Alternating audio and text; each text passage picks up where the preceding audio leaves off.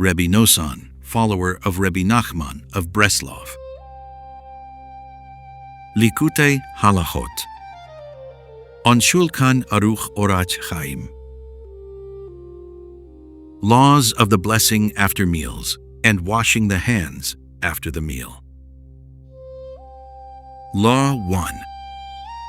This is based upon what I have written earlier in the laws of washing the hands for a meal and the laws of breaking bread, chapter 1, regarding that eating corresponds to the evoking of knowledge. As the Rebbe also says in Likutei Moharan, part 1:17, for through eating is knowledge made whole. This is why one must also wash one's hands after eating in order to give a portion to the forces of evil, which are nourished mainly from the altar, which is a person's table, providing them with minimal nourishment and vitality so that they do not become too empowered and cause complete damage to knowledge. This is the washing of the hands after the meal. Hence, washing the hands after the meal is what sustains knowledge, for otherwise the forces of evil would overwhelm us. And this is why our sages juxtapose the two washings, calling them the initial waters and the final waters, for they are both for the same purpose. The initial waters before meals are to purify the hands and to evoke knowledge through the water. And after eating, after knowledge has already been evoked, the final waters do their job of sustaining the knowledge. This is why our sages said, "Become holy, these are the initial waters, and be holy, these are the final waters." Leviticus 11:44-27, Brachot 53b, for they are both related to holiness, since the essence of holiness is knowledge.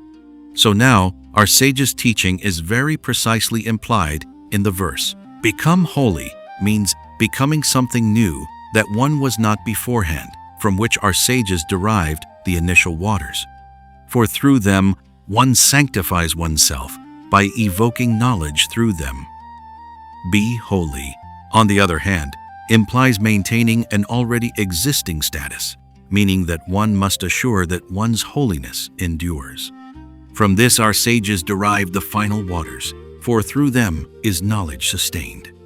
That is why any liquid can be used for the final waters, for while the initial waters are to evoke knowledge, and therefore one must raise one's hands and recite a blessing over them in order to evoke the knowledge, and therefore only water can be used, corresponding to holy waters. The final waters are only to remove the filth from the hands and to give the forces of evil their portion, and therefore there is no necessity for water, since there is no need now to evoke knowledge, but only to remove the filth and give them their portion. That is why the hands are faced downward when washing the final waters, and why no blessing is recited. Then, immediately after washing one's hands and having sustained the wholeness of knowledge, then one is able to recite the blessing after meals. For through the wholeness of knowledge, one becomes bound to the tzaddik, as explained in the lesson, and when one is bound to the tzaddik, all blessings are evoked, as in, blessing upon the head of the tzaddik, Proverbs 10:6. This corresponds to the blessing after meals, for through the tzaddik, we are able to evoke blessings by having become bound to him through eating, which is the wholeness of knowledge, as well as to the law.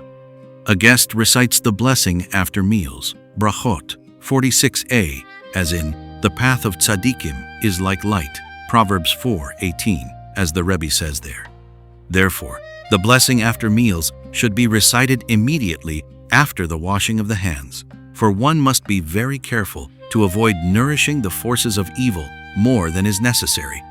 So, immediately after washing the hands, with which we give them minimal strength and nourishment, we must immediately flee from them and recite the blessing after meals in order to bind ourselves to the tzaddik, and must not procrastinate at all in between so as not to give them more power. This is why the blessing after meals can be recited in any language. We have already attained the wholeness of knowledge, and the nourishment of the forces of evil has been cut off, as well as false faiths that are nourished by a blemish in the altar. Since we have already attained the wholeness of the altar through the initial waters, the final waters, and the eating with holiness. Furthermore, we are also required to feed a needy person at our table. For though the mitzvah of charity is very great, and we must always give charity, nevertheless, we must be even more particular to do so during eating, so that we thereby evoke proselytes to convert and thereby make the altar whole, as explained in the lesson. That is why we may recite the blessing after meals in any language, for the nourishment of the 70 languages has been completely cut off, and they have all returned to holiness, and knowledge has been made whole. And since they have already converted and returned to holiness, one may recite the blessing after meals in any language, for they are all holy. For the good in them has returned to holiness, and the remaining evil has dissolved. This is why the Rebbe says elsewhere on the Talmudic teaching, prayers were instituted in place of the daily temple sacrificial service, Brachot, 26b. For inviting a Torah scholar as a guest at one's table is a rectification of knowledge, corresponding to the path of tzaddikim, for the ideal charity that causes proselytes to convert, and the altar to be made whole, so that we are able to bind to the tzaddik, is when we give charity specifically to the Torah scholar, and mainly during eating. This is inviting a Torah scholar as a guest, as in the path of tzaddikim, for through this one attains the wholeness of the altar, through which one becomes bound to the tzaddik, and the guest blesses, for all blessings come through the tzaddik, as said. Then, when one is bound to the tzaddik, one attains awe and love.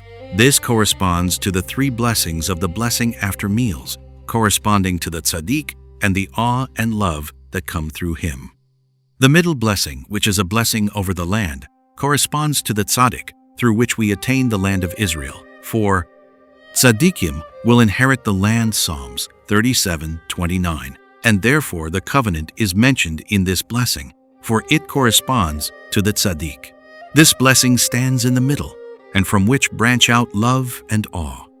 This corresponds to the first blessing, which corresponds to goodwill, to love. For this entire blessing speaks of God's kindness, compassion, and goodwill. And the third blessing is over the construction of Jerusalem, which corresponds to awe, as in Jerusalem means awe and peace. For by binding to the tzaddik through eating, one attains awe and love, as explained in the lesson. This is the meaning of the verse. Abraham set up a guest house in Beersheba and called out there in God's name. Genesis 21:33. For through eating and drinking, the guest house being the acronym for eating, drinking, as Rashi explains there, specifically through this, was Abraham able to call out in God's name, for through this were awe and love manifested. For Abraham attained the wholeness of the altar, which is eating with holiness, by his bringing proselytes to convert. For he was a man of kindness and charity, through which he was able to bring them to convert, through which he attained the wholeness of the altar, which is the rectification of eating. Through eating with sacredness, one is able to bind to the tzaddik, through which one attains awe and love, for the ability to eat with sacredness comes through the land of Israel, which corresponds to truth, to tefillin, which are called splendor, as the Rebbe writes in Likutei Moharan, part 147, see there. Hence, through eating properly, one is able to discover splendor, which corresponds to tefillin, which brings awe and love, as explained there. This corresponds to the blessing after meals, which corresponds to, you shall eat and be satiated and praise the name of God. Joel 2:26, as explained there. Law 2. The invitation to bless after meals is when 3 people eat together, in which case a cup of wine should be used, as explained in the Zohar and in the Shulchan Aruch. This can be understood with the lesson in Likutei Moharan, part 147, where it is stated that by breaking the lust for eating one attains truth and is able to perform miracles. As our sages said, shall I not show favor to the Jewish people? For I have said, you shall eat, be satiated, and bless, while they are meticulous to bless even after eating only a small piece of bread. Brachot 20b. Hence, by breaking the lust for eating, which corresponds to being meticulous to bless, even after eating only a small piece of bread, one thereby evokes divine favor, which corresponds to truth, through which one receives bounty from the land of Israel, which is nourished from truth. See there well. Now, the blessing after meals corresponds to divine favor, which corresponds to truth, to Jacob, to the land of Israel. For regarding the blessing after meals, our sages said, "Shall I not show them favor?" And the blessing after meals is ideally recited by three people, for these three correspond to the three channels of truth, to the three forefathers, and he corresponds to truth. Therefore, when there are three, the forces of evil that hover over bread are subdued, as brought, for their main nourishment is from the blemish caused by the lust for eating. So, when there are three who correspond to truth, the forces of evil are subdued, for truth is the opposite of the lust for eating, as explained in the lesson, and thus, by means of three people who correspond to the three channels of truth, the lust for eating is subdued. This is the ideal blessing after meals, as in, you shall eat, be satiated, and praise, as explained in the lesson, for by breaking the lust for eating, which corresponds to truth, the land of Israel receives bounty, and then you shall praise. This is why the blessing after meals was instituted mainly over the land of Israel. As written, you shall bless your God over the good land, Deuteronomy 8:10. For the essence of the blessing after meals is over the land of Israel, from where beautiful words emerge through truth, which corresponds to splendor, the totality of colors, as explained in the lesson. This corresponds to the cup of wine of the blessing after meals with three people, for the cup corresponds to Malchut, which corresponds to the land of Israel, which itself corresponds to Malchut. This is why our sages said, one should focus one's eyes on the cup of blessing, Brachot 51a, which corresponds to the land of Israel, about which is written, God's eyes are always upon it, Deuteronomy 11:12. For the essence of the land of Israel is materialized through these eyes, as explained elsewhere, Likutei Moharan, Part 2, 40.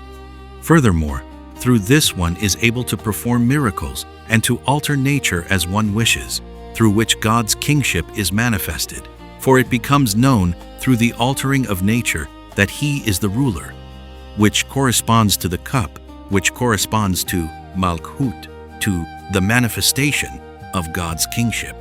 Therefore, bounty is evoked through the blessing after meals, for bounty is thereby evoked through the land of Israel, as explained elsewhere.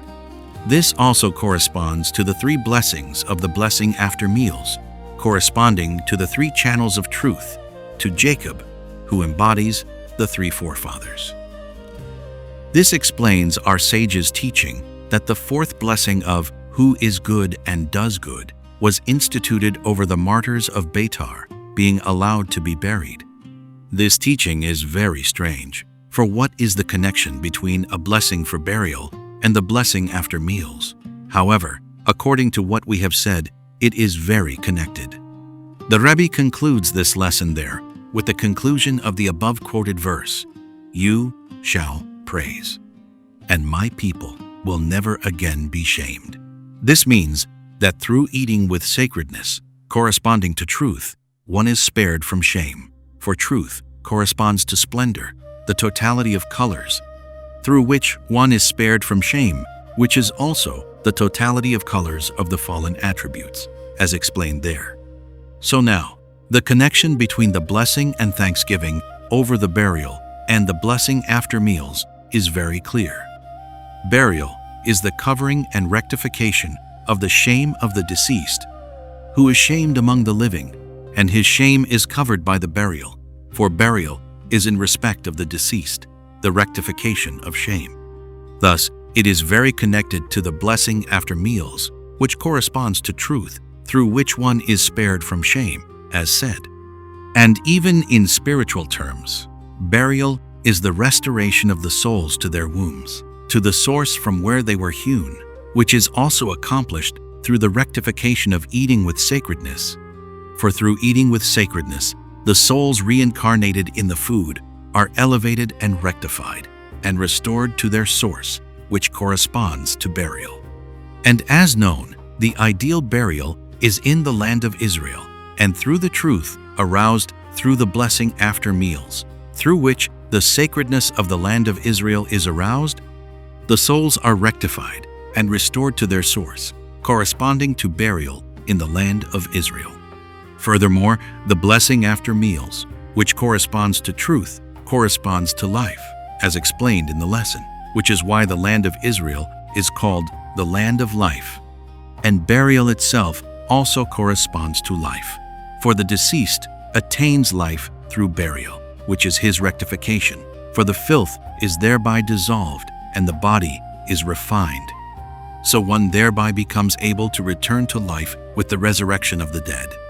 Hence, burial is literally life, and that is why our sages instituted the recitation of the blessing of who is good and does good over burial in the blessing after meals. Blessed be God forever. Amen and Amen. Related to earlier. This is why the blessing after meals requires invitation, in order to invite sacredness, for our intention is to arouse the sacredness of the land of Israel.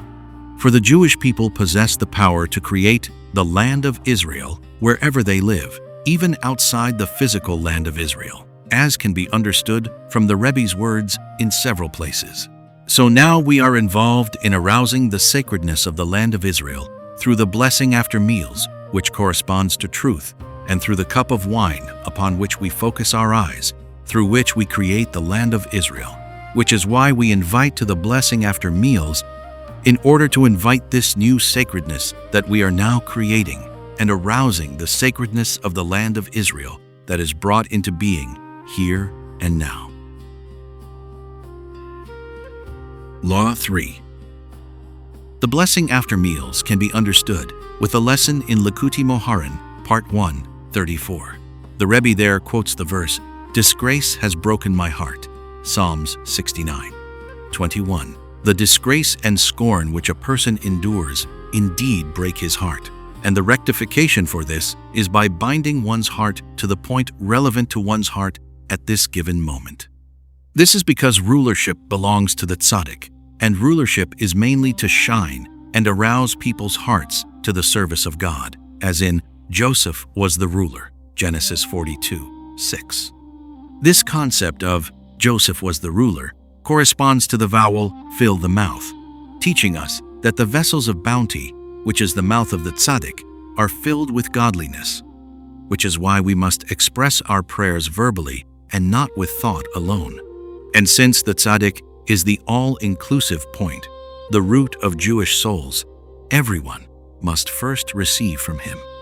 Afterward, each must receive from the other, for in each individual Jew there is a good and precious point that the other does not possess, and that which the other possesses corresponds to the tzaddik in relation to the individual, and each one must receive from that point through speaking with each other regarding awe of heaven.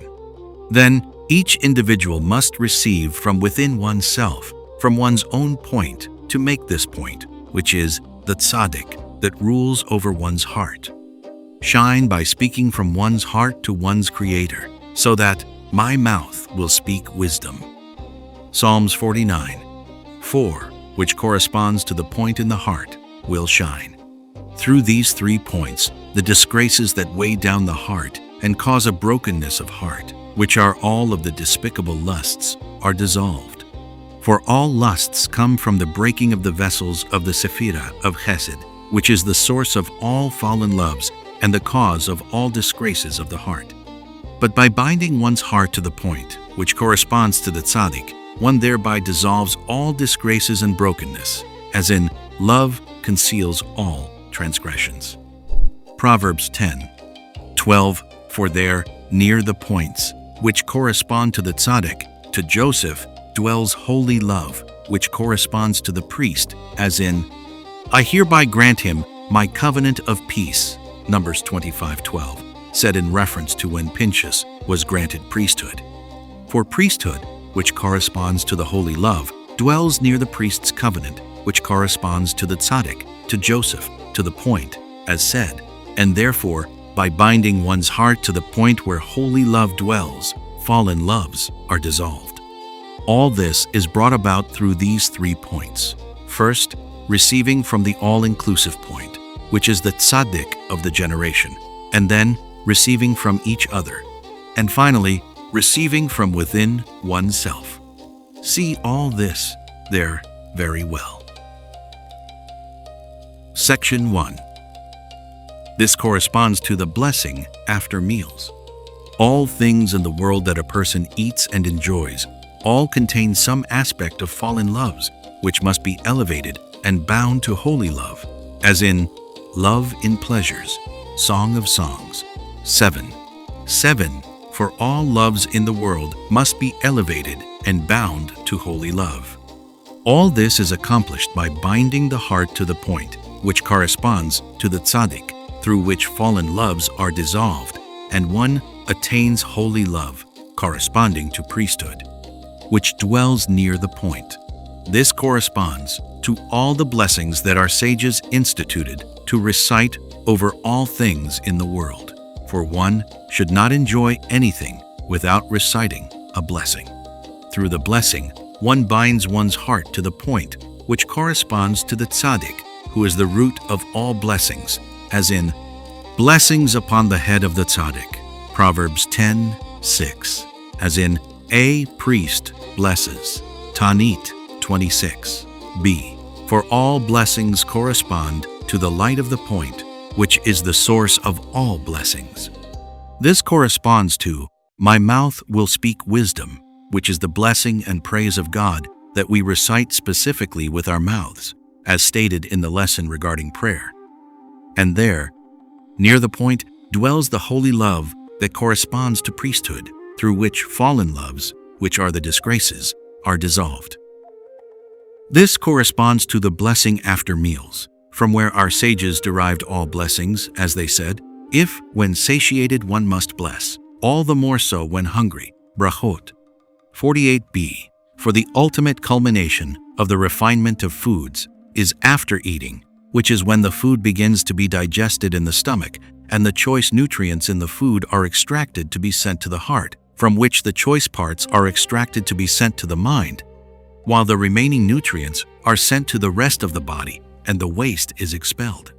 That is why we must recite the blessing after meals, after eating, so that the food will be refined with holiness, so that the heart will be bound to the point in the mouth through the reciting of the blessing after meals.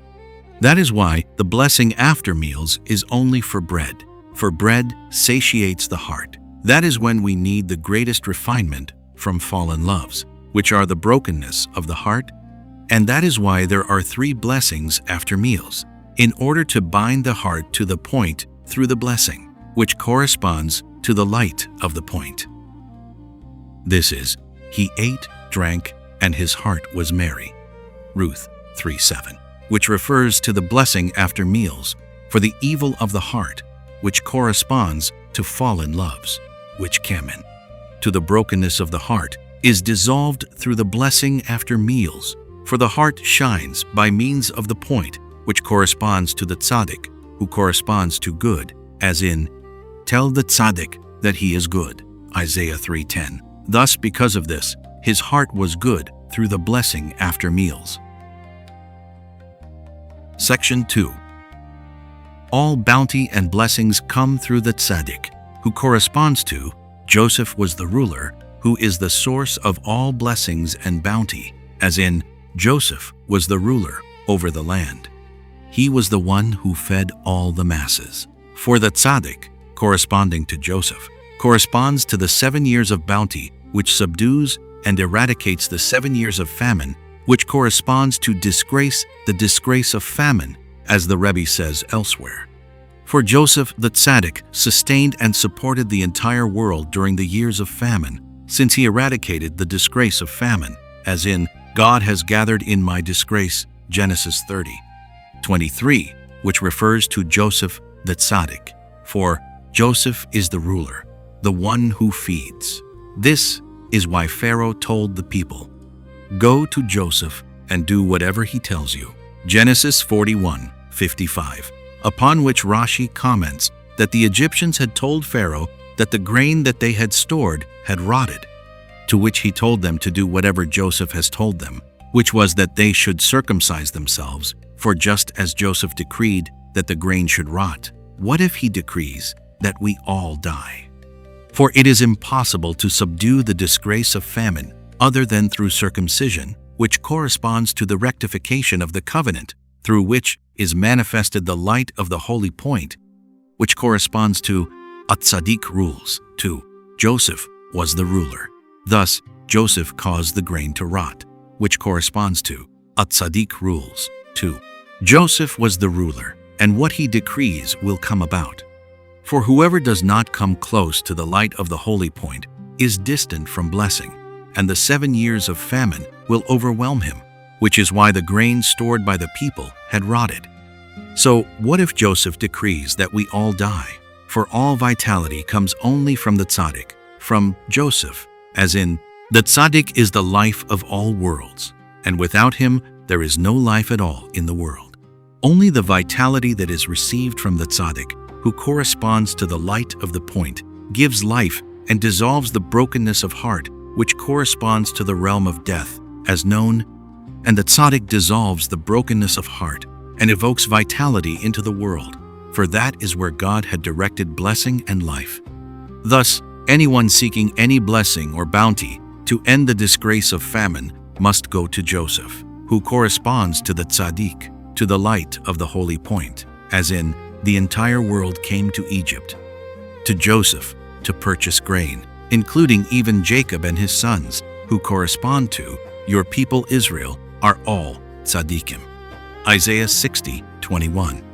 Nevertheless, it was impossible for them to receive the bounty and blessing to end the famine in their homes other than through Joseph was the ruler, for he corresponded to the all-inclusive point, the root of all Jewish souls, from whom all must first receive, only after which can each one receive from the other, and each one from himself. But first, all must receive specifically from the tzaddik, from Joseph, which is the only way that the disgraces that weigh down the heart, which are the fallen loves, corresponding to the disgrace of famine, can be dissolved. For famine is essentially an animalistic experience, a result of fallen loves, of animalistic love that is the real famine, corresponding to the disgrace of famine, specifically disgrace, as the Rebbe explains elsewhere. This corresponds to what Joseph told his brothers, "Go and bring grain for the famine in your homes." Genesis 42:19, specifically grain. For famine comes mainly because of brokenness of heart. From disgrace has broken my heart, which corresponds to the disgrace of famine, the rectification of which is specifically through Joseph, through whom comes satiation, as in, you shall eat your bread to satiation. Leviticus 26:5. That blessing will be sent to the belly, as in, a tzaddik eats to the satiation of his soul. Proverbs 13:25.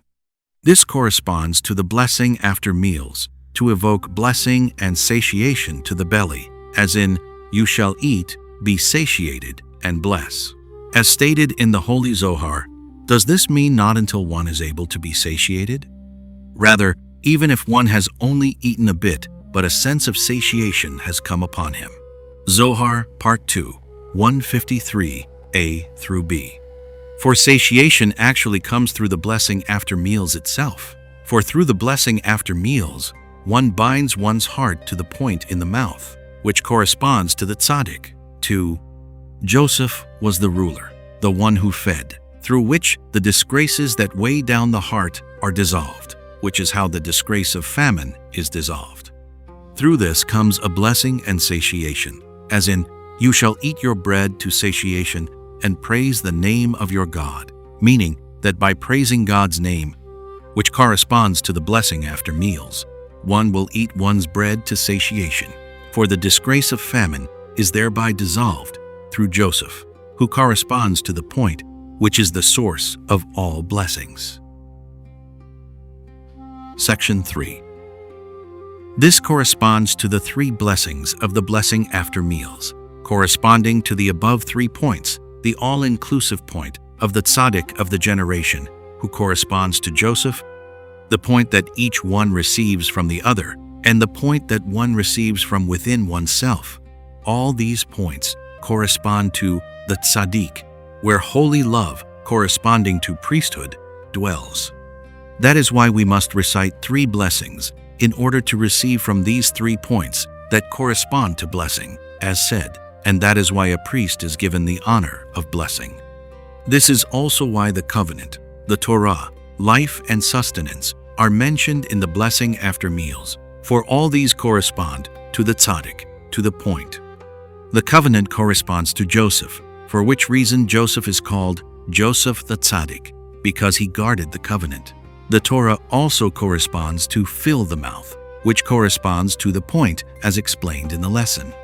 As for life and sustenance, they come from the point, from Joseph the tzaddik, which is the source of life, sustenance, and bounty. For this point reconstructs what was broken by the breakage of the vessels and dissolves the realm of death that was caused by the breakage, for the tzaddik is the source of life. Section 4.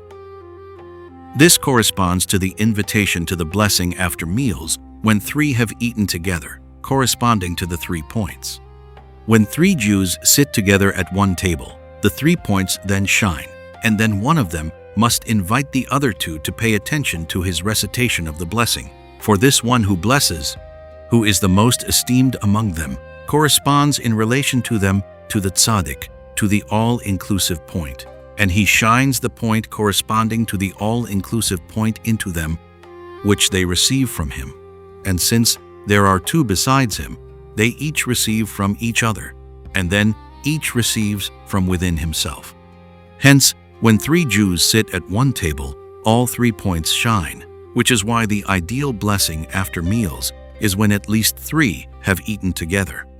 This corresponds to what our sages said about an esteemed person not embarking on a journey without 2 people to accompany him, as written regarding Abraham. He took his 2 servants with him.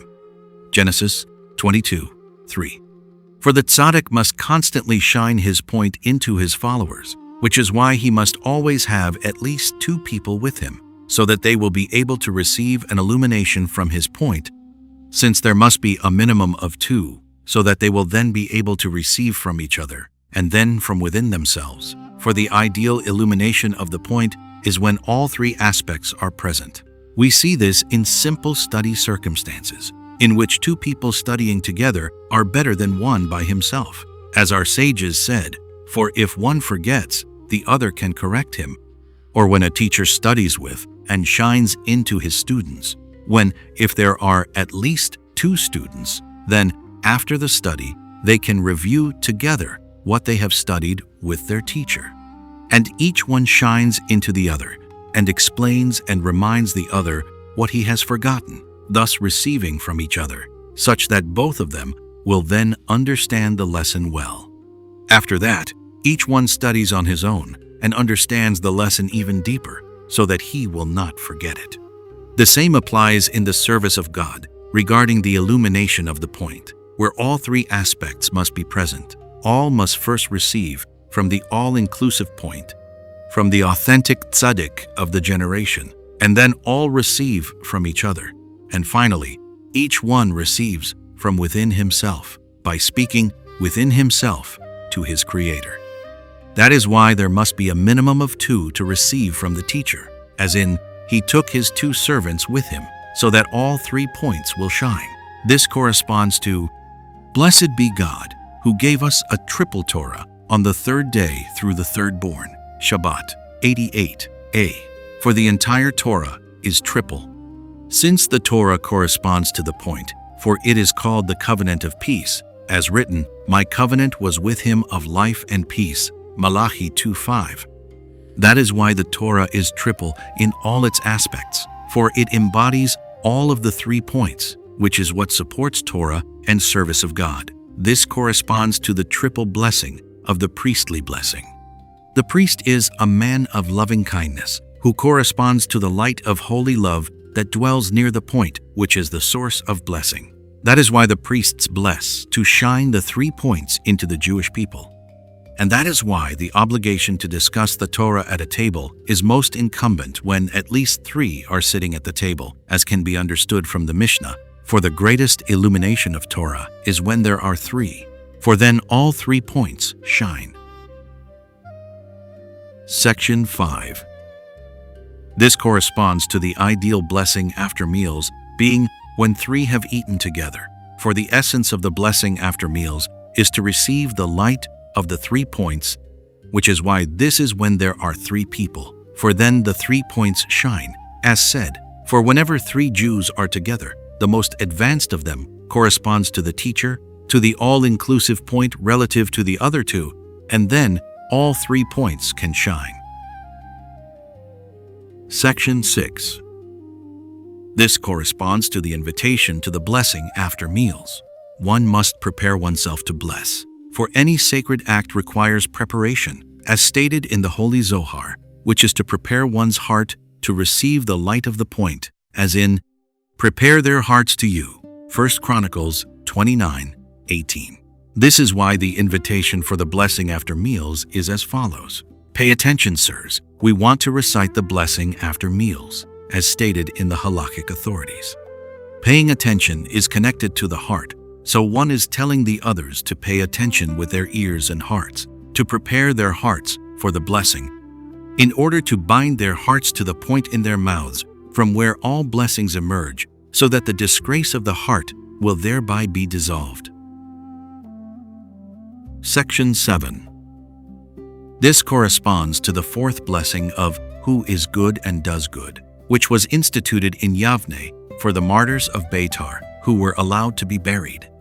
After having recited the 3 blessings and having received an illumination from the 3 points, we then recite the blessing, who is good and does good, for the point, which corresponds to the tzaddik, corresponds to good, as in, tell the tzaddik that he is good, Isaiah 3:10. This then is, good and does good, good to himself and does good to another, for the point itself is good, but also possesses the power to shine into and bring good to another. For good is brought into the heart through the point, thereby dissolving the evil that is in the heart, the disgrace of the heart, as in, he ate, drank, and his heart was good, which refers to the blessing after meals. This is why our sages said that the blessing, who is good and does good, was instituted in the blessing after meals over the martyrs of Beitar. It was instituted specifically in the blessing after meals, for the good point shines through the blessing after meals, which then dissolves the brokenness of the heart, which corresponds to the realm of death that was caused by the breakage.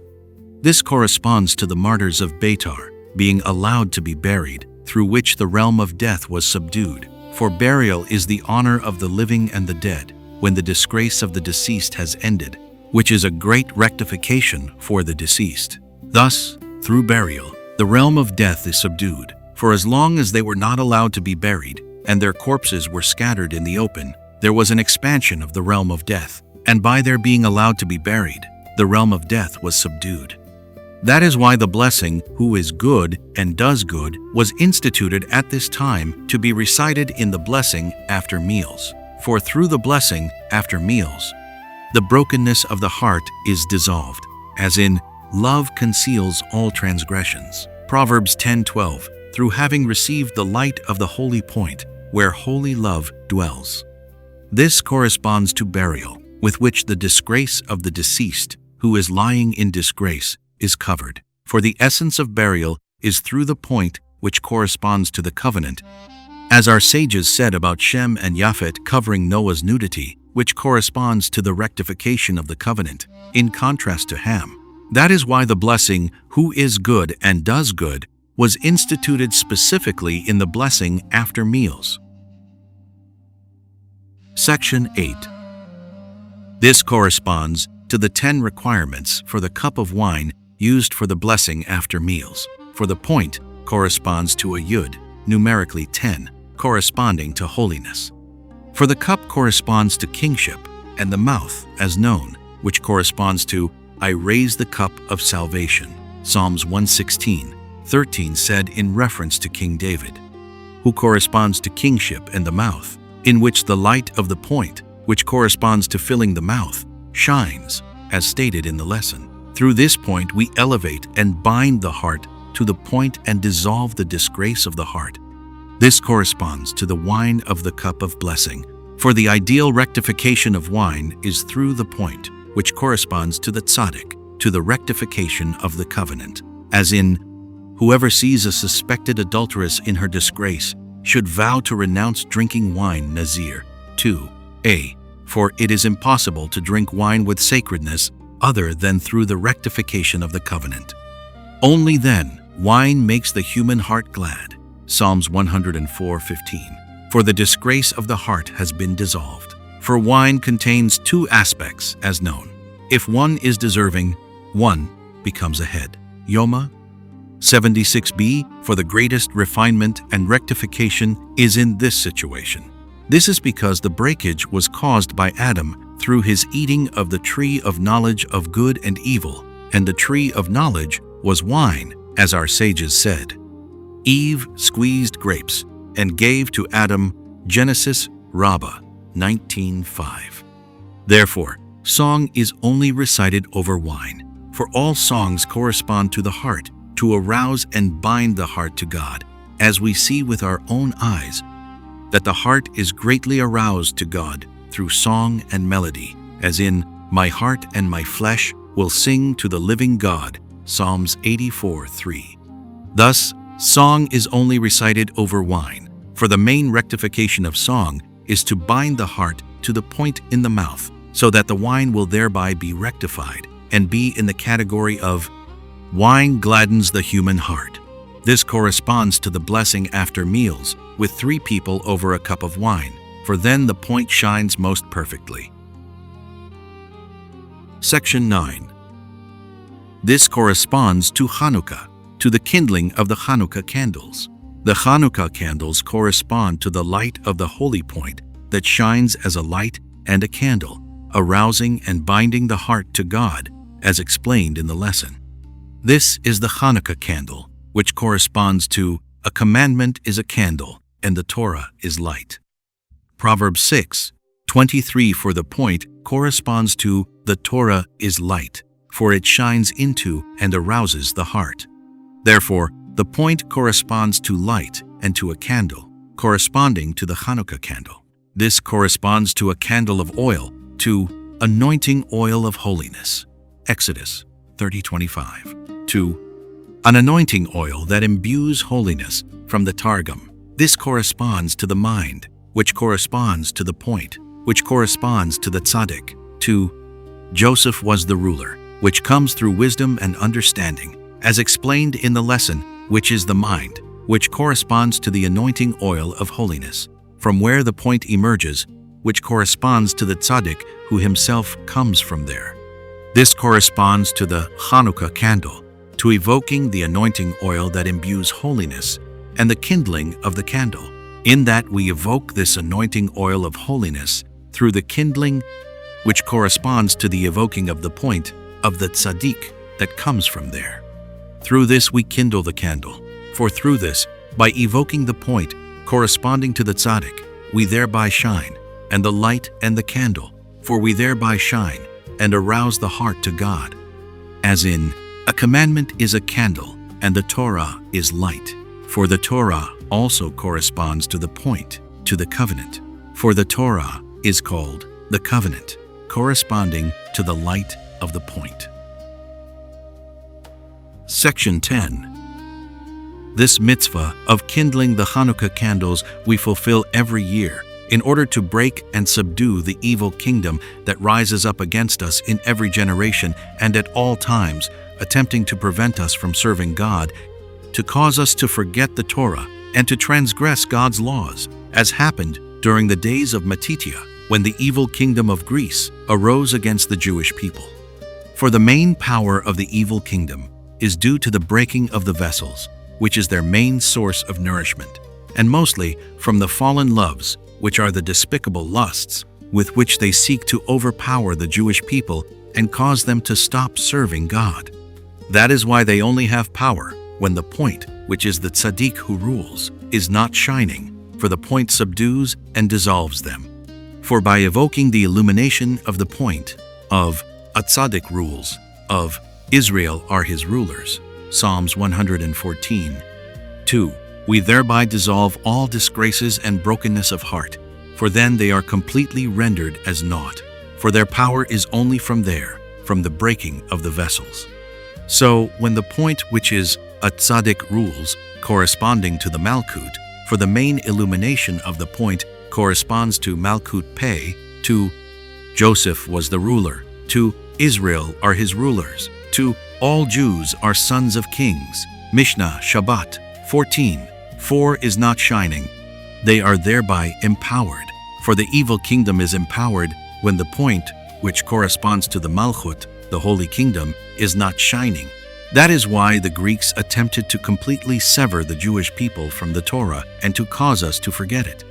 For the Torah corresponds to the light of the point, and they wanted to completely conceal this light of the point and to empower their own kingdom. That is why they said, "Write on the horns of your oxen that you have no portion in the God of Israel." For Jewish people are called a portion of God above Chesed Lavraham, 2:44. Sefer Baal Shem Tov, number 31, as in, his people is a portion of God, Deuteronomy 32:9. And God is called our portion and our lot, as written, God is my portion, Psalms 16:5, Psalms 119:57, and I am your portion and your inheritance, Numbers 18:20. For by God having chosen us and given us his Torah, he thereby handed over his will and his dominion to us, so that his will is subjugated to our will, as in, Israel are his rulers, as in, who rules over me? A tzaddik, Moed Katan, 16b. Therefore, God is called our portion and inheritance, as in, I am your portion and your inheritance. Just as when a person owns a portion and inheritance that is his, he rules over it and does with it as he wishes, so also, so to speak, the Jewish people rule over God, which is why he is called their portion and their inheritance. This is why the Greeks decreed, "Write on the horns of your oxen that you have no portion in the God of Israel." For they wanted to do away with the Jewish people's dominion over God. So they wanted them to declare that they have no portion in him, no rule over him, as a portion and inheritance, as in, I am your portion. They wanted to break our rule by causing us to forget the Torah, which corresponds to the point, for the power of our dominion over God, so that God is our portion and inheritance, is through his having given us his Torah, which is his will. This is what they wanted to abolish. That is why they defiled all the anointing oils corresponding to the mind, from where the point emerges, corresponding to the tzaddik who rules, for the rule of the tzaddik, corresponding to the point, is through the anointing oil of holiness, corresponding to the mind. This means by guarding the covenant, which is the guarding of the mind, guarding thoughts and consciousness, sanctifying and purifying the mind from fantasies, we avoid blemishing the drops of the mind. As when Joseph the tzaddik withstood temptation and did not blemish the mind, he thereby attained wisdom and understanding, as in, there is no understanding and wise one like you, Genesis 41:39, through which he attained. Joseph was the ruler, which corresponds to a tzaddik rules. Therefore, the miracle of Hanukkah came about through the priests, who correspond to holy love, which corresponds to the priesthood that rests near the covenant of peace, near the point, as explained well in the lesson. Through this, the brokenness of heart was dissolved, and the wicked kingdom, whose nourishment is from there, was subdued. For all lusts and disgraces that come from the fallen loves were dissolved through the holy love, through the priesthood that dwells near the light of the point. Section 11. That is why the authentic tzaddik and teacher of the generation corresponds to a priest, as written, the lips of a priest will guard knowledge, and they will seek Torah from his mouth. Malachi 2:7 for the holy love, which corresponds to a priest, as said, dwells near the tzaddik, who corresponds to the point. This is why the miracle of Hanukkah came about through oil that was sealed with the seal of the high priest, who corresponds to the tzaddik of the generation, who corresponds to the high priest for each individual. To the extent that one attains the category of tzaddik, which corresponds to the point, so does one also attain holy love, which corresponds to a priest. And the authentic tzaddik of the generation, who attains the ultimate and perfect guarding of the covenant, corresponds to the all-inclusive point, which is why he corresponds to the high priest, for he has attained the ultimate level of holy love, which corresponds to the high priest. Thus, that is why oil, sealed with the seal of the high priest, was found. For the seal of the high priest corresponds to the seal of the Holy Covenant. As written, God sealed Abraham's descendants with the sign of the Holy Covenant, the blessing recited after circumcision, which corresponds to the guarding of the covenant. In other words, through the tzaddik of the generation who has attained the perfect guarding of the covenant. That is why the oil was sealed with his seal, which means with his anointing oil of holiness, with his mind, which was holy and pure, without the slightest blemish, for it was sealed, as in the guarding of the covenant, which is called a seal. That is exactly why he is called the high priest, for he has attained great love, which corresponds to the high priesthood that dwells near the covenant of peace, as said. For the high priest is enjoined regarding the sacredness of the covenant more than the rest of the Jewish people. That is why, specifically through the sealed oil of the high priest, which corresponds to the light of the point of the tzaddik of the generation who embodies all Jewish souls, which comes through the anointing oil of holiness, which is the mind that is sealed the seal of holiness, as in the guarding of the covenant, which is the essence of the tzaddik. That is how the miracle of Hanukkah came about, through which we are able to kindle the Hanukkah candles every year. For though the forces of evil are always attempting to defile the oils, which is why the point of each individual Jewish person is too weak to shine and arouse. For the light of the point comes mainly through the anointing oil of holiness, as said. Nevertheless, God has compassion on his people in each and every generation and sends them an authentic tzaddik who guards the covenant to the ultimate. Therefore, his point has the power to shine and arouse the Jewish people, for it is the all-inclusive point. And by way of each individual Jewish person receiving from the all-inclusive point, from the tzaddik of the generation, the individual point of each one is aroused and shines. And through the light of the point, the disgrace and brokenness of heart are dissolved by means of holy love, corresponding to the priesthood that dwells near the point. This, in turn, completely wipes out the evil kingdom, which corresponds to Chanukah, to the light of the point that shines through the anointing oil of holiness, by means of having received from the all-inclusive point of the tzaddik of the generation who corresponds to the high priest, through whom the miracle of Hanukkah came about. The high priest would enter into the innermost chamber in the temple in order to atone for the Jewish people and purify them from sins through the offering of incense that he placed on the foundation stone, the site of the ark and the tablets. This site of the foundation stone in the temple corresponds to the point which corresponds to the tzaddik, for the point of the foundation stone is the foundation of the world, for it was founded upon it. This corresponds to the tzaddik. To the tzaddik is the foundation of the world, Proverbs 10:25. To the pillars of the earth are God's, upon which he founded the world, 1 Samuel 2:8. For the tzaddikim, who correspond to the pillars of the world, correspond to the foundation stone, as in, upon which he founded the world, as the Rebbe says elsewhere, Likutey Moharan, Part 1, 61. That is why the ark and the tablets were placed there, for they correspond to the point, and why that is where the high priest entered in order to elevate the Jewish people and purify them from sins by binding himself to the entire people whose eyes and hearts were dependent upon him, to the foundation stone, which is the light of the point, through which all impure loves are dissolved by elevating and binding all fallen loves to the holy love, that dwells near the point. Through this, all the people's sins, which were all caused by fallen loves, from which all lusts arise, were dissolved.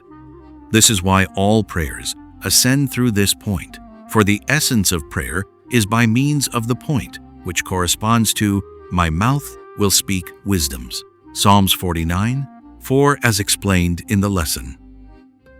This corresponds to the incense with which the high priest entered into the innermost chamber, for oil and incense gladden the heart.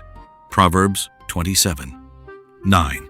For the mitzvah of the incense is performed during the kindling of the candles in the temple, as written, when Aaron kindles the candles.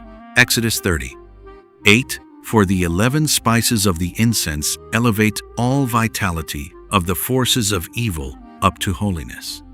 This corresponds to oil and incense, for when the priest kindles the candle of oil in the temple, thereby evoking the light of the point, corresponding to the anointing oil of holiness, he then offers the incense, thereby elevating the vitality of the forces of evil that came about from the breakage from fallen loves, elevating and binding them to the light of the holy point, which is the candles of oil. This is why the incense is binding, from the root word meaning binding, in that he binds his heart to the point, which corresponds to oil. Thus, oil and incense gladden the heart, in contrast to the brokenness of heart. For the brokenness of heart is dissolved by the oil, and the incense by binding the heart to the point, which corresponds to oil and incense. That is why oil and incense gladden the heart.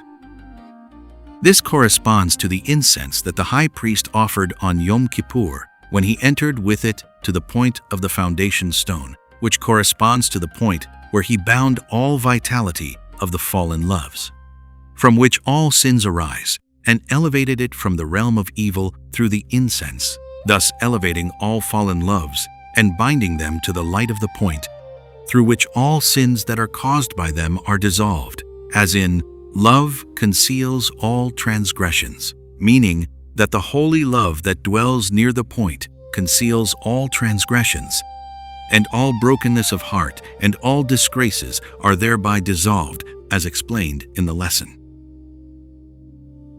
Section 12.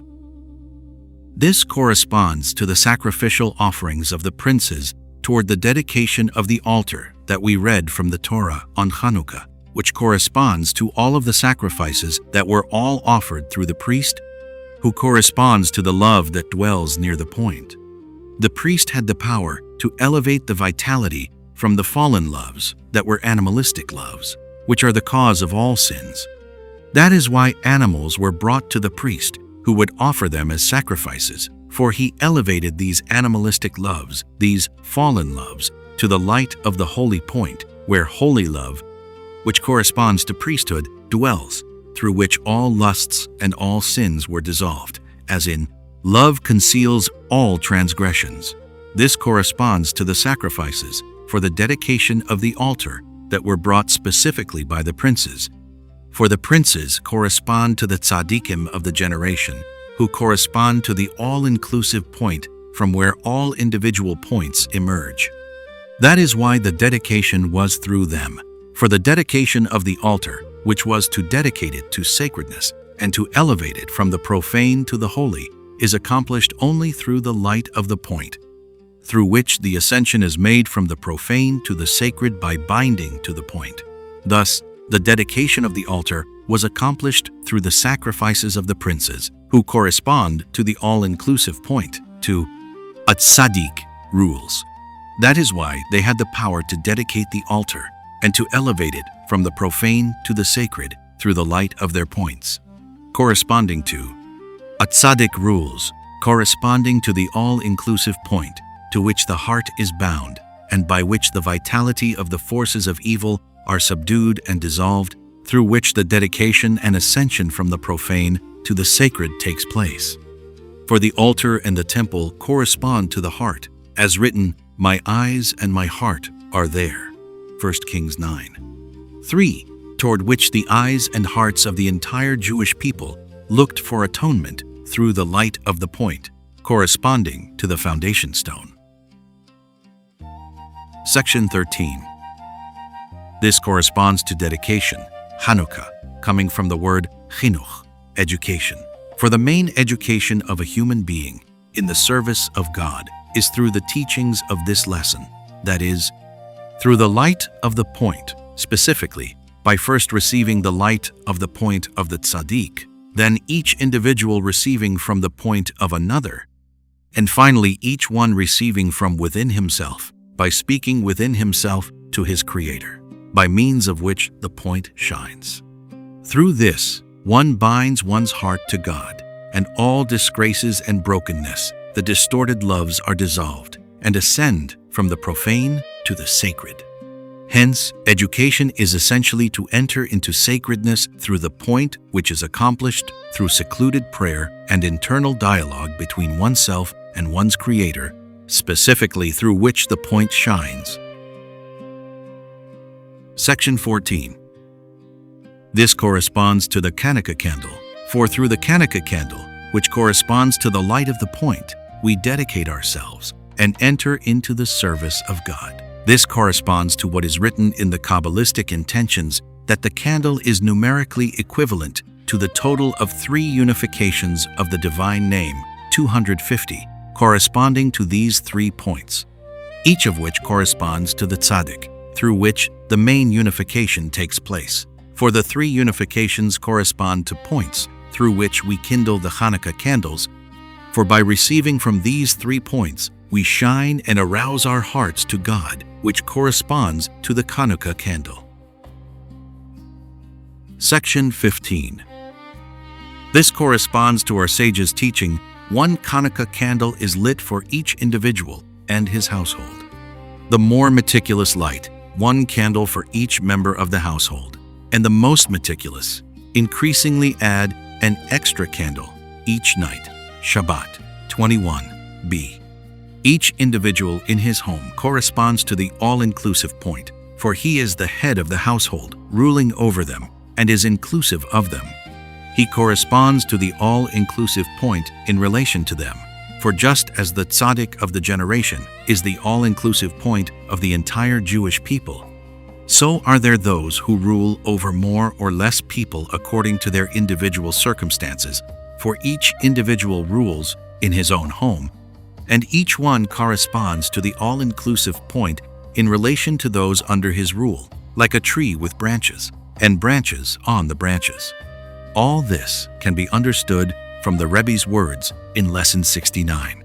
This is, 1 candle is lit for each individual and his household, corresponding to the all-inclusive point, after which all of their points automatically shine.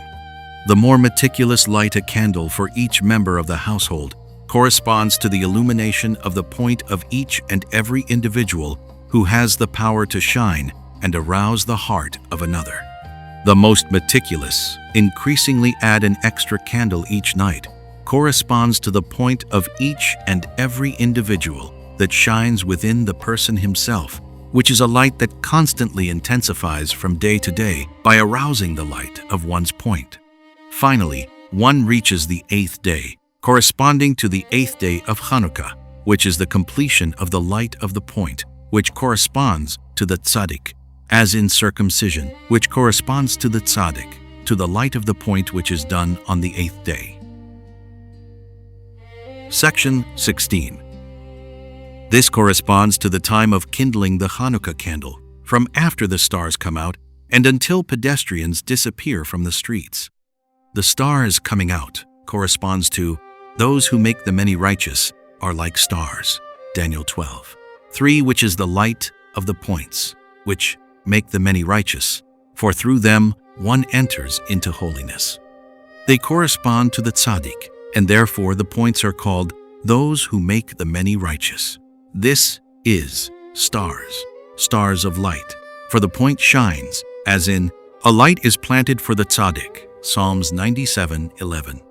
And until pedestrians disappear from the streets is because when the heart is sunken in disgrace, specifically in lust, this corresponds to her feet descend to death, Proverbs 5:5, and through the light of the point, the brokenness of the heart, which corresponds to the realm of death, is dissolved and the feet of holiness ascend from the realm of evil. Thus, until pedestrians disappear from the streets, for the streets are considered the realm of evil, as brought in the literature. Through the light of the point, the vitality of the forces of evil are dissolved by binding one's heart to the point, which corresponds to the Hanukkah candles, as said. Therefore, the days of Hanukkah are days of prayer and thanksgiving, as we say in prayers. They instituted these 8 days of Chanukah to give thanks and praise. For the essence of prayer and thanksgiving corresponds to the light of the point that "my mouth will speak wisdoms" shines into the heart, which corresponds to prayer, as explained in the lesson. See there, very well. This is why the Torah reading on Shabbat Hanukkah is the portion of the Torah that speaks of Joseph the Tzaddik, who attained kingship, as in, Joseph was the ruler, and all the families of Israel came to Joseph, for they all had to receive from him, since he corresponds to the all-inclusive point which corresponds to the Hanukkah candle. Related to earlier, regarding the blessing after meals. This corresponds to, they drank and became intoxicated with him, Genesis 43:34, upon which our sages comment, since the day that Joseph was separated from his brothers until now, they had not drunk any wine.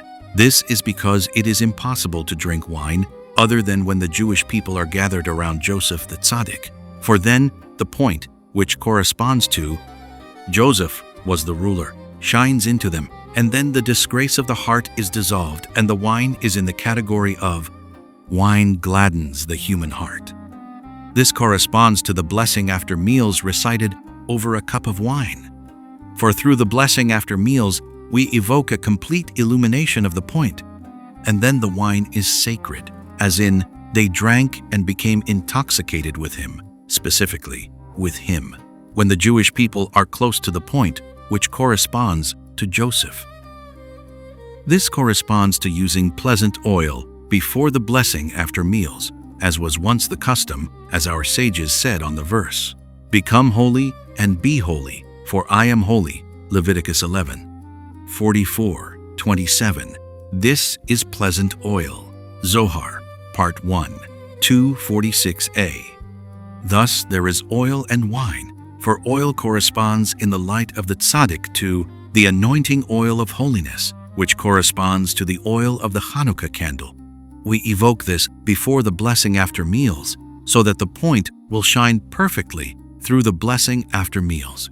When we bind our hearts to the point in order to evoke satiation, as in the 7 years of satiation that are evoked from Joseph the Tzaddik, who is the point that dissolves the disgrace of famine, as said. This corresponds to the cup of wine over the blessing after meals. For when the point shines, holiness is then made whole specifically through wine, through the cup of blessing, which must be wine, as in, Song of Praise is only sung over a cup of wine, Brachot 35a, for wine corresponds to the heart, and through wine we bind the heart to the point that shines through the blessing after meals. That is why one may recite the blessing after meals, even if one is drunk, as in, they drank and became intoxicated with him, specifically, with him.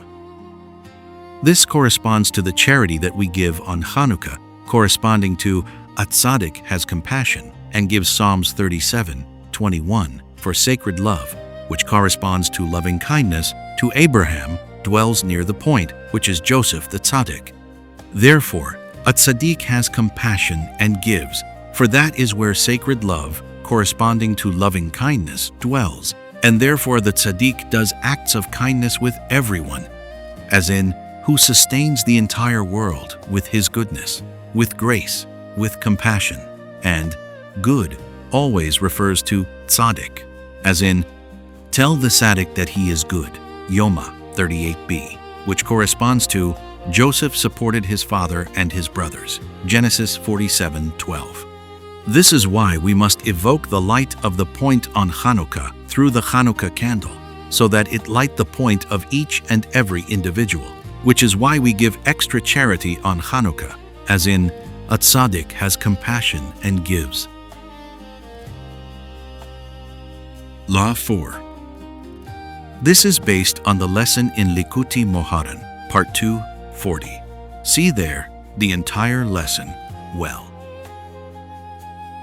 Section 1. In sum, the essence of the sacredness of the land of Israel comes through God's eyes, through God's constant focus on it, on account of which the land of Israel makes wise, for the eyes refer to wisdom. And God's eyes are aroused through God's pride, through the pride he has from the Jewish people, as in Israel, I take pride in you, Isaiah 49:3. This corresponds to tefillin, and whoever focuses on this pride also attains the mind's intellects of tefillin, and those minds radiate from the eyes, and wherever this person will look also becomes the heir of the land of Israel. Not everyone, however, has the privilege of beholding God's pride, but if one looks at the tzaddik, especially when many people are gathered around him, such as on Rosh Hashanah, which is the major time of gathering, then great pride ascends from this gathering, which is for the purpose of serving God, and the tzaddik embodies all of this pride. For God's pride in the Jewish people is mainly through the tzaddik, who brings people close to God, on account of which God takes pride in them. Hence, the tzaddik himself is the essence of the pride, and therefore, whoever looks with his eyes at the tzaddik evokes this pride, which corresponds to tefillin, upon himself, and then this pride, this mind, radiates from his eyes. And then wherever this person will then look, will also become the land of Israel. For the essence of the land of Israel is materialized through the eyes that are evoked through pride. See all this there well. Section 2. This corresponds to the law that one must focus one's eyes on the cup of wine over the blessing after meals. This is because the essence of the blessing after meals is to manifest the sacredness of the land of Israel, from where the sacredness and rectification of eating come, as explained elsewhere. See above. Laws of a meal, as written, you shall eat, be satiated, and bless your God over the good land that he has given you. Deuteronomy 8:10. And the sacredness of the land of Israel is manifested mainly through the eyes that focus on the pride of the Jewish people, as said. This corresponds to the cup of wine over the blessing after meals, after a Jewish person has eaten. For the cup of blessing corresponds to the totality of pride that God has from the Jewish people, which brings great joy and delight throughout all the worlds. However, when a Jewish person slacks in his service of God, this causes God was saddened in his heart. Genesis 6:6, as our sages said, what does the Shekhinah say when someone is suffering? My head hurts, my arm hurts. Chagiga 15b, as the Rebbe quotes in this lesson. But when the Jewish people come close to God and he takes pride in them, strength and delight are increased throughout all the worlds, as in, God will rejoice in his works. Psalms 104:31, as in, my handiwork in which to take pride. Isaiah 60:21. For God rejoices, so to speak, with the great pride that he receives from the Jewish people, which is his main delight and joy, as written regarding the pride we take in him. They rejoice in your name every day, for you are the pride of their might. Psalms 89:17-18. This is because pride is joy. As written, he will give pride to the humble with salvation. The pious will rejoice with honor. Psalms 149:4, and I will rejoice in God. My soul will delight in my God. For he has donned me with garments of salvation, wrapped me with a coat of charity. As a bride's groom who is enhanced with pride, and a bride who adorns her jewelry. Isaiah 61:10. So we see that pride is joy, which is why wine gladdens the heart, corresponding to the wine of the cup of blessing, as written, wine gladdens the human heart. Psalms 104:15. This is because wine of holiness, which is the wine of the blessing, corresponds to joy, which corresponds to the totality of pride. For song of praise is only recited over wine, as our sages said on the verse, which gladden God and people. Judges 9:13. From here, we see that song of praise is recited only over wine. Brachot 35a. And all songs of praise correspond to pride, in that we praise and pride Him with song, melody, thanksgiving, and joy. For God takes pride in and is exalted by the songs and praise of His people, as we say in the Kaddish prayer, may He be blessed, praised, prided, and exalted. This corresponds to, I shall sing to God, for He very exalted. Exodus 15:1. Exalted corresponds to pride, as in, God reigns, He dons pride. Psalms 93:1, which is His garments of pride.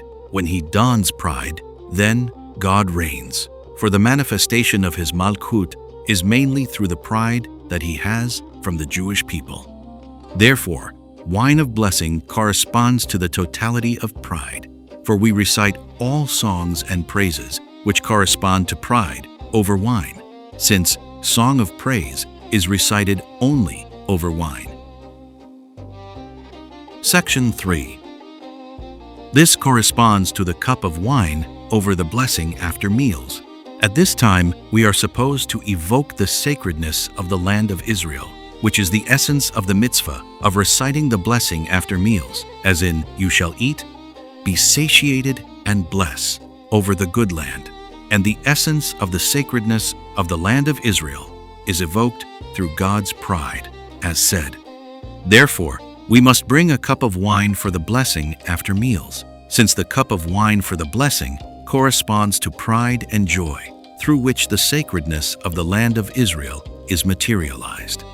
This is why we must focus our eyes on the cup of wine over the blessing after meals, for the essence of the sacredness of the land of Israel is evoked through the eyes by beholding the pride, such that wherever one then looks will become the land of Israel, as said.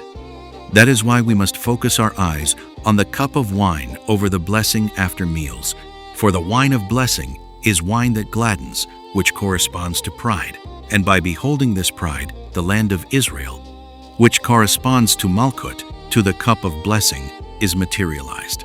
For the cup of blessing corresponds to David, as in, I shall raise the cup of salvation, Psalms 116:13, which corresponds to Malkut, which corresponds to the land of Israel, which corresponds to Malchut.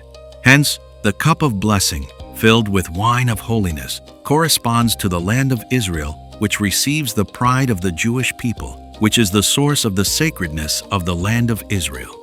This is because the wine in the cup corresponds to pride, to joy, while the cup itself, which corresponds to Malkut, for the cup is numerical Elohim, as brought in the Kabbalistic writings of the Ari, and Elohim corresponds to Malchut, as written, Elohim is my king since ancient times. Psalm 74:12 corresponds to the land of Israel, which corresponds to Malchut. Hence, the cup corresponds to Malchut, to the land of Israel, which receives its sacredness from the pride of the Jewish people, which is the holy wine, the wine that gladdens, since it is in the cup. That is why we must focus our eyes on the cup, for everything is dependent upon the eyes. For by focusing one's eyes on the pride, one's eyes enter the category of God's eyes, and then wherever one looks with one's eyes will become the land of Israel.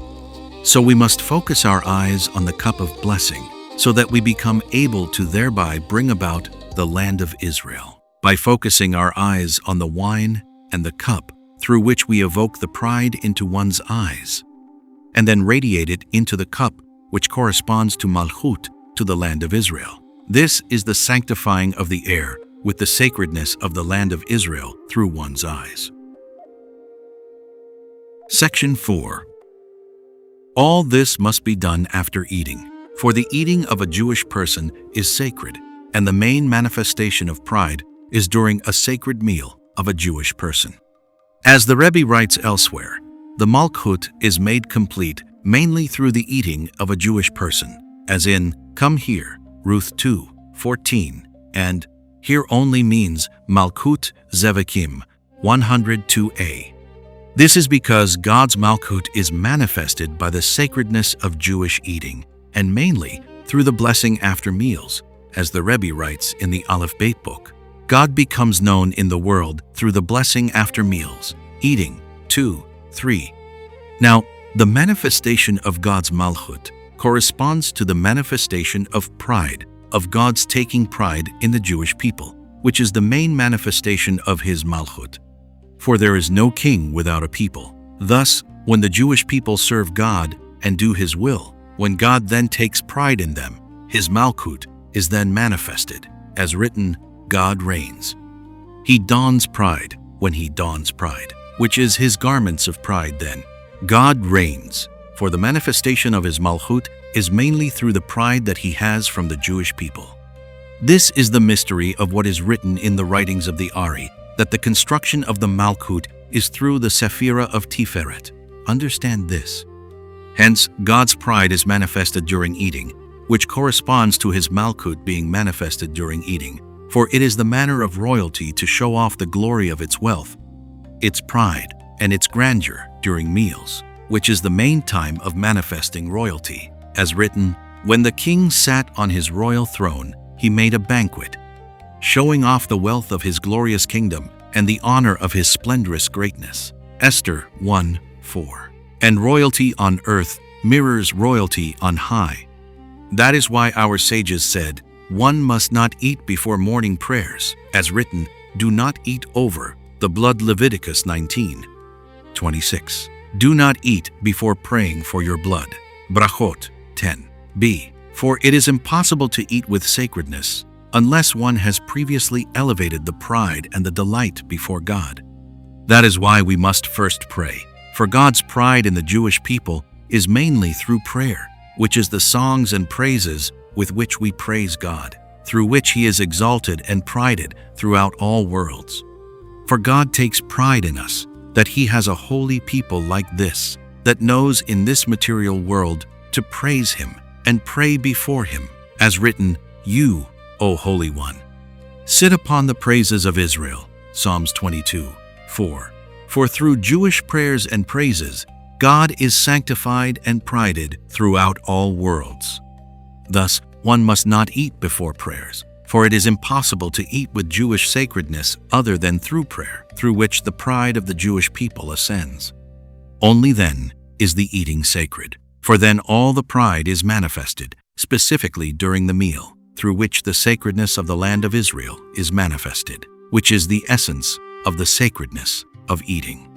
This is, go eat your bread with joy, and drink your wine with a good heart, for God has already accepted your deeds.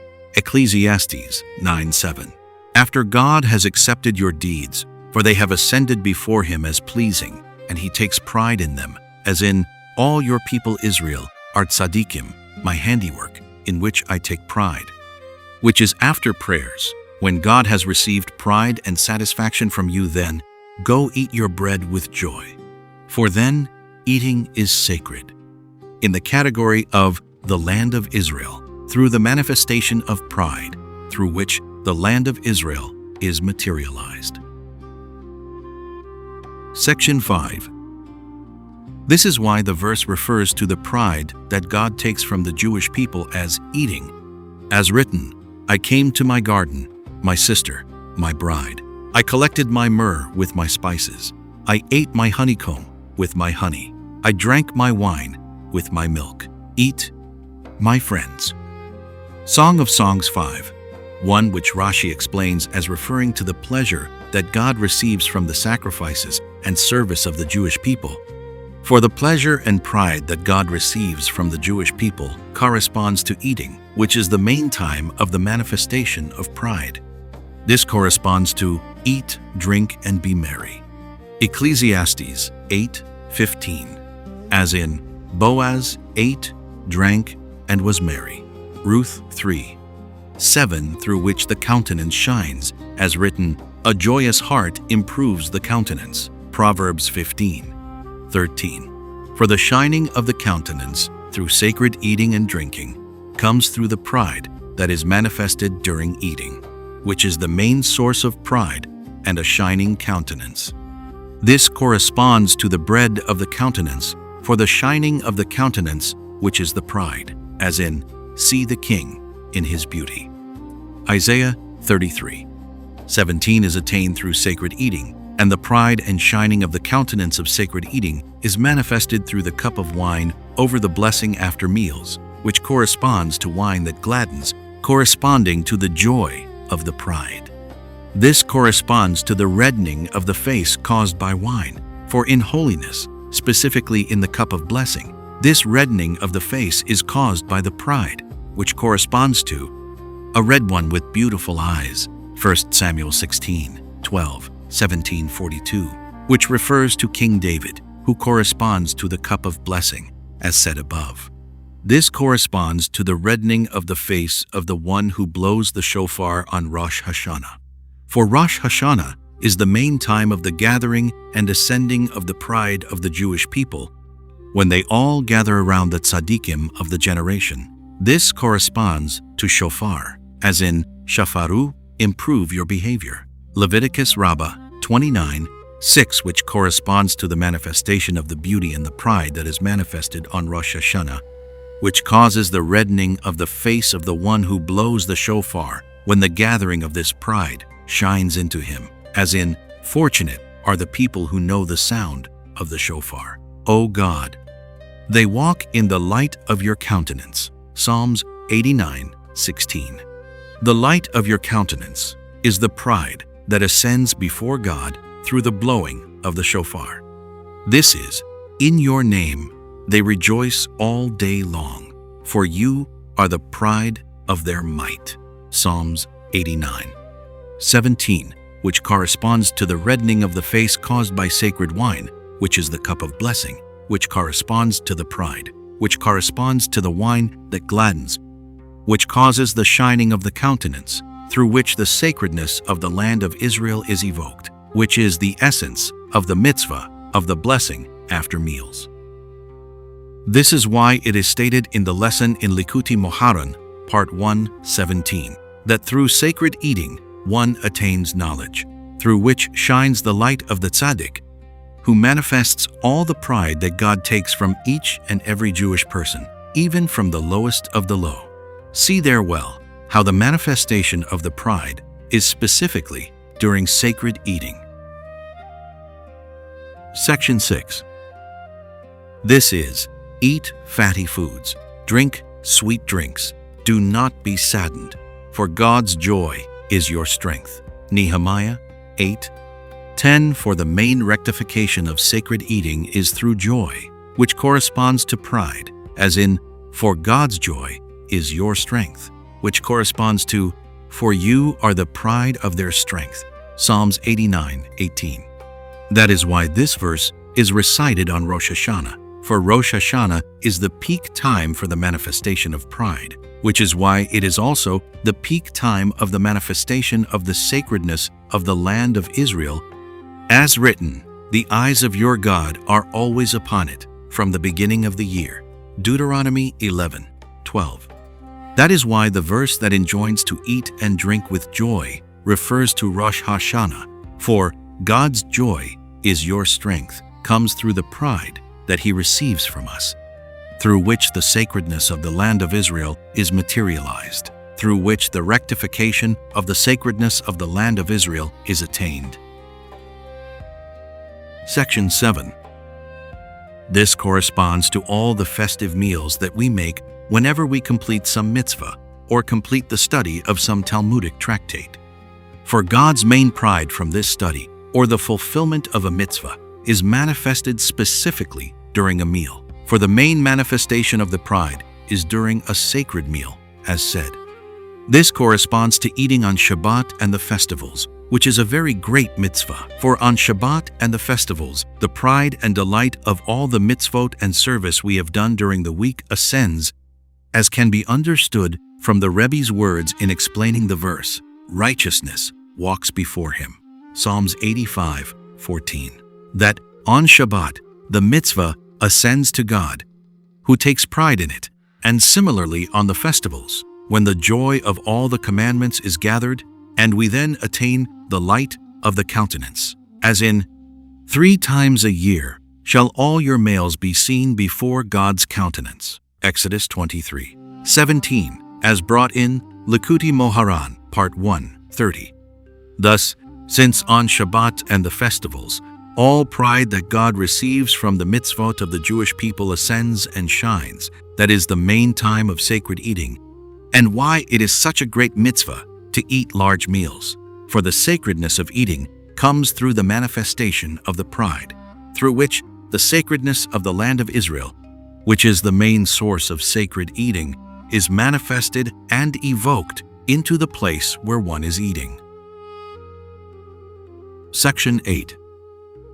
Regarding what the Rebbe says about the sacredness of the land of Israel being evoked through the pride that God has from the Jewish people, this is, your people are all tzaddikim. They will inherit the land forever. They are a shoot of my planting, my handiwork, from which I take pride. Isaiah 60:21. Through my handiwork from which I take pride, which is the pride that God has from us. They will inherit the land forever, for the essence of the sacredness of the land of Israel comes through the pride, as in my handiwork in which I take pride. Section 9. This corresponds to Hanukkah. The kindling of the Hanukkah candles is to evoke and manifest the light of this pride, the pride that God constantly has from His people Israel.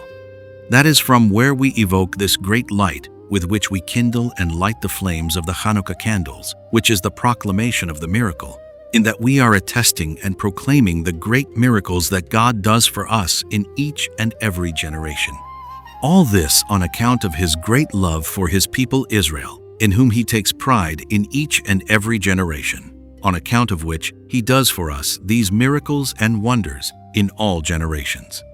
The wicked kingdom of Greece, for instance, rose up against the Jewish people to cause them to forget the Torah and to transgress the laws of God's will, for they were jealous of the pride that God has from us through our observing the Torah and the commandments, and attempted to abolish the Torah. They therefore ordered, "Inscribe for yourselves on the horn of the ox that you have no portion in the God of Israel," which is the other side of the pride, in that we take pride in God, that He is our God, and we are His people. The Greeks wanted to eradicate this pride, which would also eradicate God's pride in us, for they are two sides of the same coin. To the extent that we observe the Torah and the commandments, and to the extent that we take pride and joy in God, to that extent does God have pride and joy in us, as written, "You have exalted God." God has exalted you to set you supreme for praise, fame, and pride. Deuteronomy 26:17-19. Therefore, when the Hasmoneans overwhelmed and conquered the Greeks, the miracle was expressed through the light of the candelabra, and it was instituted to kindle the Hanukkah candles for all generations. For the essence of the light is evoked from the light of this pride that God has from the Jewish people, from their good deeds, which is the essence of light, as written, God separated between the light and the darkness. Genesis 1:4, upon which our sages say, light refers to the deeds of the tzaddikim, as written, the light of tzaddikim gladdens. Proverbs 13:9, Chagiga 12a.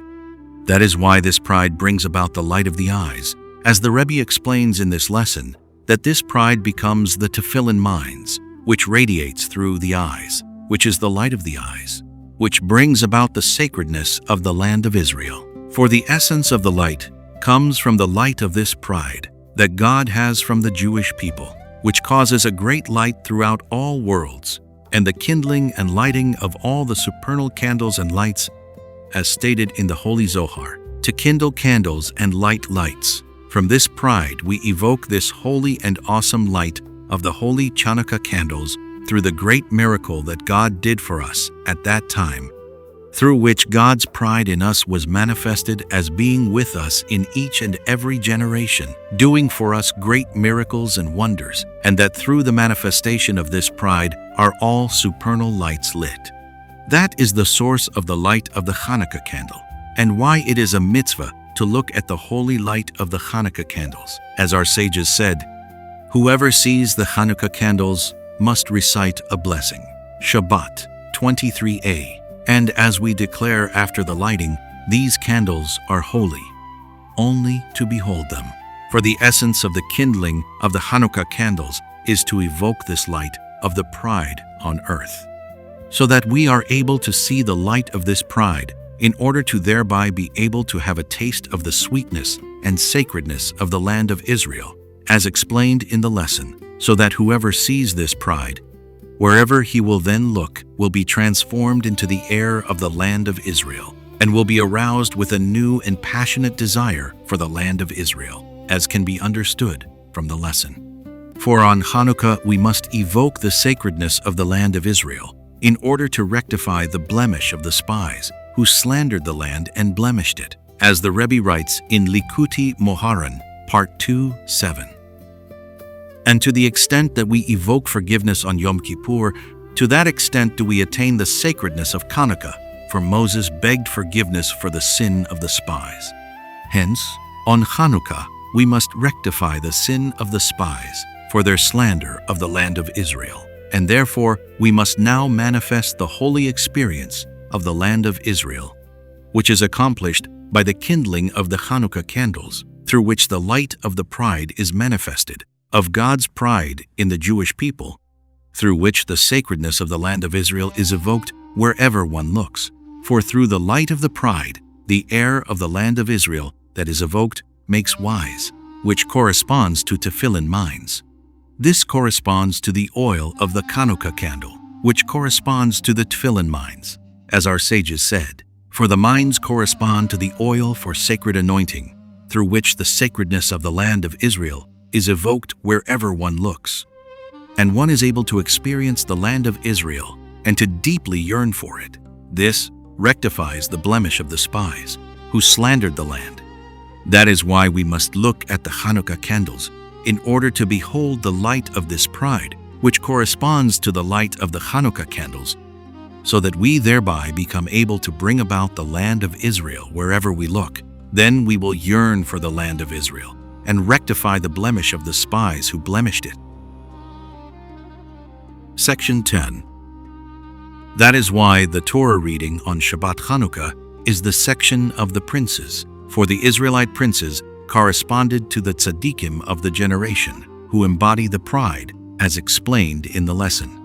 That is why the princes brought the precious stones for the priestly breastplate, for the precious stones for the priestly breastplate correspond to the manifestation of the pride that God has from the Jewish people. This is because the pride is manifested mainly through the colors, since the Jewish people embody many colors, as the Rebbe explains elsewhere, and the totality of the colors was manifested in the precious stones of the priestly breastplate, in which each stone has a unique color representing a specific tribe whose name was engraved on it. In other words, according to the color and the pride that God receives from that tribe, for each tribe has its unique color, and all of these colors were in the precious stones of the priestly breastplate. These colors were also represented on the flags of the tribes, as our sages said, for these flags led the Israelites to the holy battle to conquer the land of Israel. Since this holy battle to conquer the land of Israel is carried out through the manifestation of the pride, which corresponds to the totality of the colors of the priestly breastplate that were also on the flags, through which the sacredness of the land of Israel is actualized, and the experience of the land of Israel is manifested. This subdues all obstacles to the land of Israel, for the main obstacles are those who slander the land, as the Rebbe writes in Likutei Moharan, Part 1:20. That is why specifically the princes brought the precious stones for the priestly breastplate, for the essence of this pride is dependent upon the princes, who correspond to the tzaddikim of the generation, and that is why we read the Torah section that speaks about the princes on Hanukkah, for that is when we manifest the light of this pride, which is dependent mainly upon the tzaddikim of the generation, who correspond to the princes. Section 11. This corresponds to the mitzvah of the Hanukkah candle is one candle for the head of the house and the entire household. The more meticulous light a candle for each member of the household, and the most meticulous increasingly add an extra candle every night. Specifically on Hanukkah we find the more meticulous and the most meticulous, for the essence of the Hanukkah candle corresponds to the beauty and the pride, in that we manifest the pride that God has from us. This corresponds to the 3 levels in the kindling of the Hanukkah candles.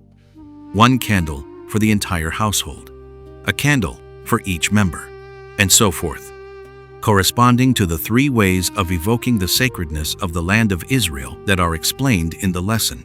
As explained there, by means of the pride that God has from the Jewish people, the sacredness of the land of Israel is materialized through God's eyes beholding. And whoever is able to behold this pride evokes upon himself God's eyes, such that wherever this person looks will also materialize the atmosphere of the land of Israel. But who is actually able to see God's pride? Only the one who is able to see the authentic tzaddik, who is the main pride of the Jewish people. Such a person is able to then receive this pride, and subsequently, wherever this person will look, will become like the land of Israel. See there well. Hence, there are 3 categories: the beholding of the eyes, through which the sacredness of the land of Israel is materialized, which is the beholding of the light of God's eyes; the beholding of the tzaddik, who is the totality of the pride; and the beholding of the eyes of whoever is able to see the tzaddik, which is the most important, for he embodies all the pride of the Jewish people who come close to God through him. And the tzaddik is the one who can see God's pride. For though the Rebbe makes a general statement that whoever can see God's pride, nevertheless, most people are certainly unable to behold God, that they should be able to behold his pride, but only the authentic tzaddikim are able to behold God and his pride, as we see in the prophets. I saw God, Isaiah 6:1, and I saw God sitting, Amos 9:1. The tzaddikim themselves certainly behold God's pride, and they themselves are God's main pride, which is why the sacredness of the land of Israel is manifested mainly through the tzaddik, who is the totality of all pride, through which the sacredness of the land of Israel is materialized. This corresponds to tzaddikim shall inherit the land, Psalms 37:29. For the sacredness of the land of Israel is materialized through them. As known, sacredness is manifested on earth in accordance with human actions, for everything is dependent upon human actions. Therefore, when the sacredness of the land of Israel is materialized by God's beholding with his eyes, the sacredness is not yet whole, for the manifestation of sacredness on earth is only completed specifically by human beings, and most specifically by the tzaddik. Therefore, when the tzaddik receives this pride and attains God's eyes, ultimately evoking the sacredness of the land of Israel through the beholding of his eyes, that sacredness is thereby fully evoked. This corresponds to the 3 levels in the kindling of the Hanukkah candles. A candle for each head of a household and its members corresponds to the evoking of the light of the pride, which is the sacredness of the land of Israel that is manifested by God himself. This sacredness and pride is all-inclusive, as in each head of a household and its members. For God is like the head of the household of the entire universe, which can be compared to a household. As our sages said, Brai Shit Rosh Bayit, head of a household. The more meticulous kindle a candle for each member of the household. This corresponds to the light of the pride that is manifested by each and every individual when one is able to behold this light of the pride by beholding the tzaddik. This pride shines more intensely than the first, because the pride has now been enhanced to the point that even we have attained these eyes with which to evoke the sacredness of the land of Israel upon whatever we behold, such that the sacredness of the land of Israel shines greatly. For by receiving this pride and attaining these eyes, the sacredness of the land of Israel is materialized wherever we look, as explained in the lesson. And the more that the sacredness of the land of Israel is evoked, even outside the physical land, the land of Israel literally shines with a great and wondrous light, and we yearn greatly to reach the land of Israel, as can be understood from the lesson. The Rebbe begins there by saying, whoever knows of the land of Israel, who has truly tasted the experience of the land of Israel. This person is able to recognize in others if they have been with the tzaddik for Rosh Hashanah, and concludes by explaining, "For through this person who was with the authentic tzaddik for Rosh Hashanah, the atmosphere of the land of Israel is materialized wherever this person will behold, and the experience of the land of Israel can be sensed there." The Rebbe also said that he knows this because prior to his being in the land of Israel, he yearned for it greatly. Then once, upon meeting someone, this yearning was aroused even more. So he understood that this person had surely been with the tzaddikim for Rosh Hashanah.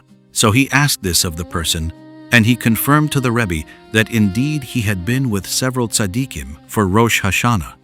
Hence, through someone having attained these eyes, such that wherever he looks becomes like the land of Israel, even outside the physical land. This person will thereby yearn even more greatly for the physical land of Israel. For the sacredness of the land of Israel has been greatly manifested by him.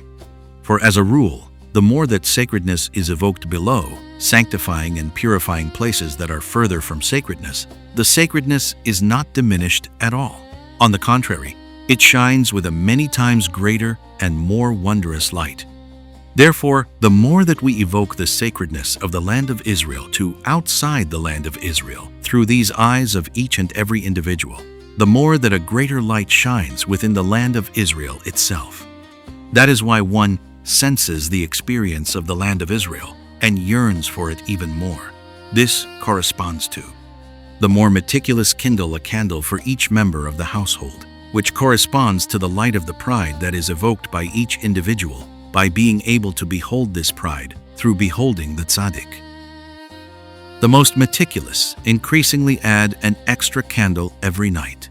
This corresponds to the totality of all the pride of the Jewish people, for the tzaddik brings the entire Jewish people close to God. While God has more pride from the tzaddik than in all the Jewish people, on account of his great righteousness and good deeds. For whoever does God's will to a greater extent, to that extent does God have more pride from him. Furthermore, the tzaddik is able to behold more of God's pride, which is why he is the main pride of God. That is why the tzaddik is the main pride, why he attains the eyes to such an extent, and why the sacredness of the land of Israel is evoked mainly through him. This corresponds to the most meticulous, who increasingly add an extra candle every night, for through this we evoke the light of the pride of the tzaddik, who corresponds to Yosef, to Joseph, who is always increasing, Mosef, his service to God every day. For beauty and pride come mainly through him, as in Joseph was beautiful and handsome, Genesis 39:6. For the tzaddik, who corresponds to Joseph, is the main beauty and pride, since he embodies all the pride. That is why Joseph's name comes from God Asaph has gathered my disgrace, Genesis 30:23.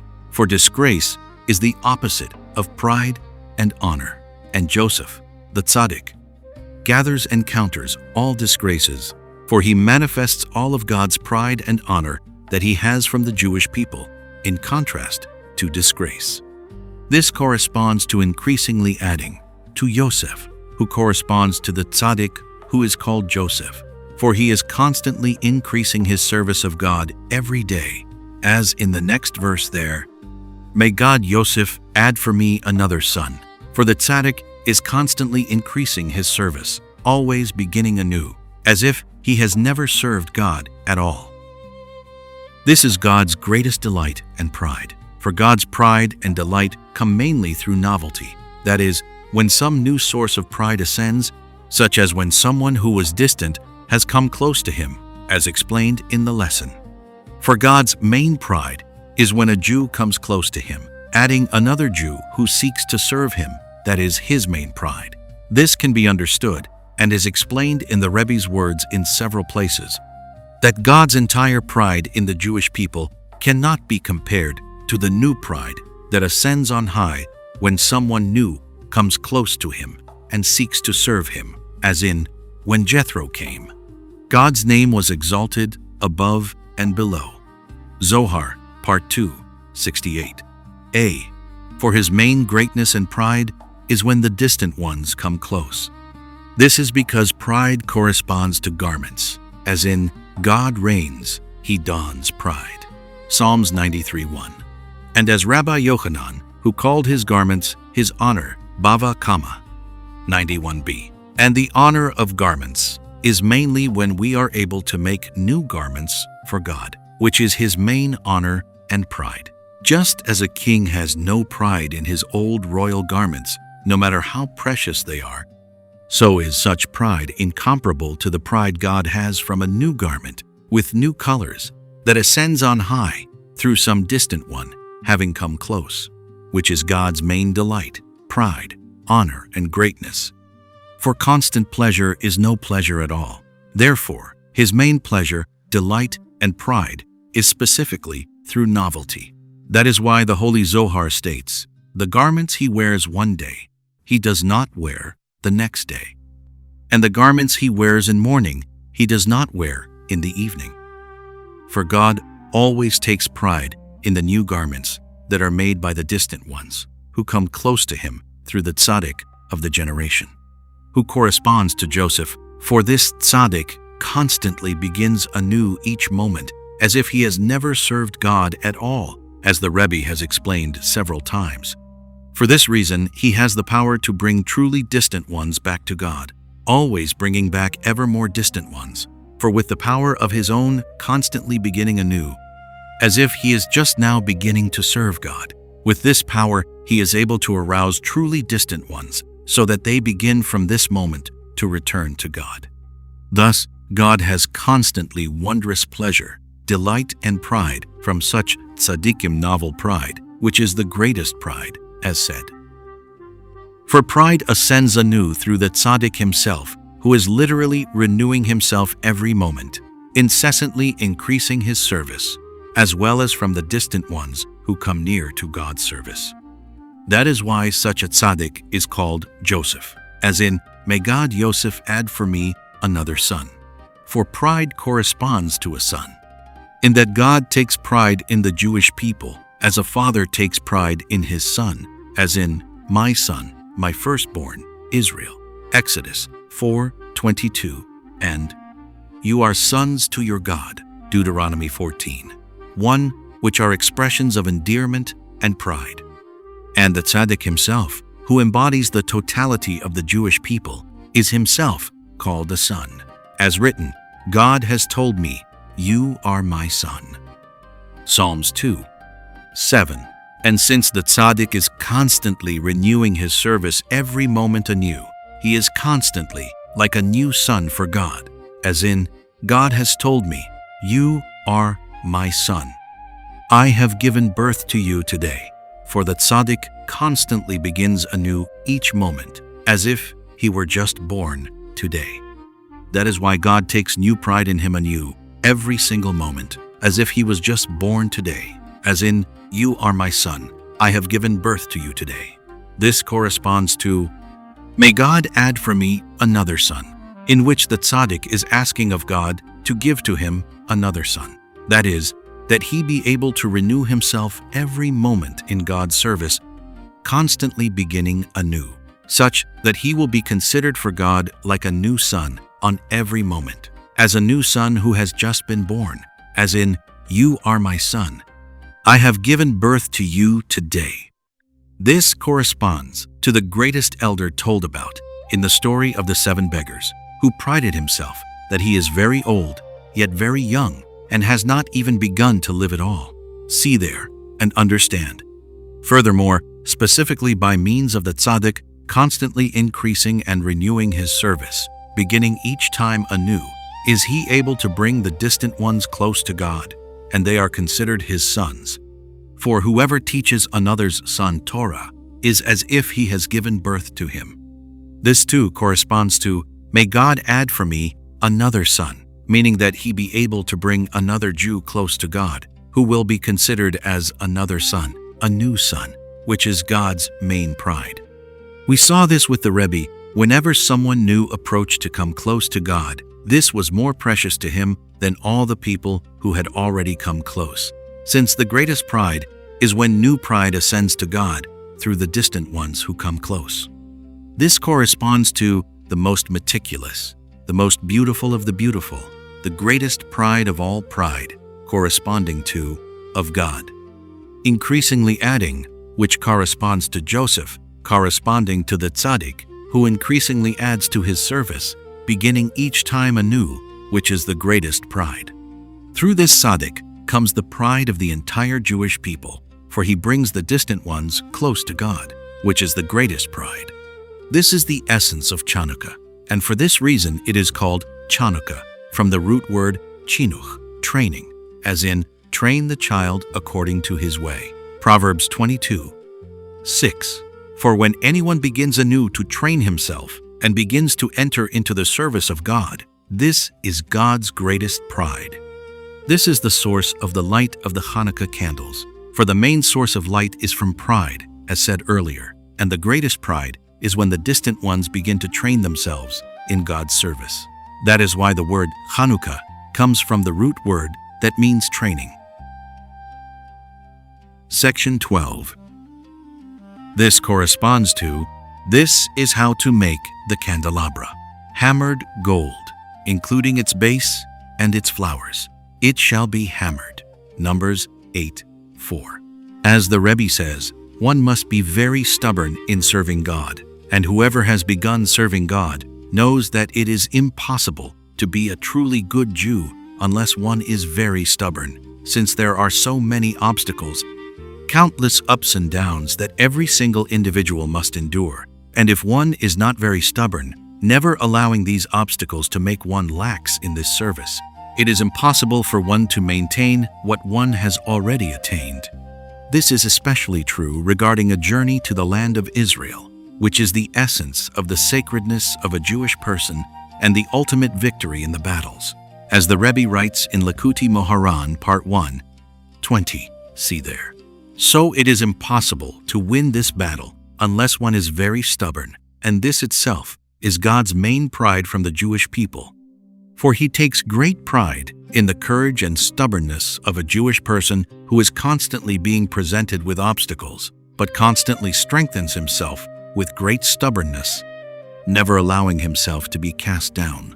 This is God's greatest pride, as in, give strength to God. His pride is over Israel. Psalms 68:35. Strength corresponds to the courage and stubbornness of the Jewish people, who are courageous and firm in their service, which was the main requirement for receiving the Torah, which is the totality of pride. As our sages said, why was the Torah given to the Jewish people? Because they are courageous. Yalkut Shimoni, Deuteronomy, number 951. Through this, his pride is over the Jewish people, for this is his greatest pride. As written, you are the pride of their courage. Psalms 89:18. For the greatest pride is courage and stubbornness, and this stubbornness itself is God's greatest pride. Through this, one is able to truly win the battle and to reach the land of Israel, which is the ultimate victory of the battle. For through courage and stubbornness, which are the main pride, the sacredness of the land of Israel is evoked. For the land of Israel is manifested mainly through pride, as said earlier. This corresponds to God reigns, he dons pride, God girds himself with strength. Psalms 93:1.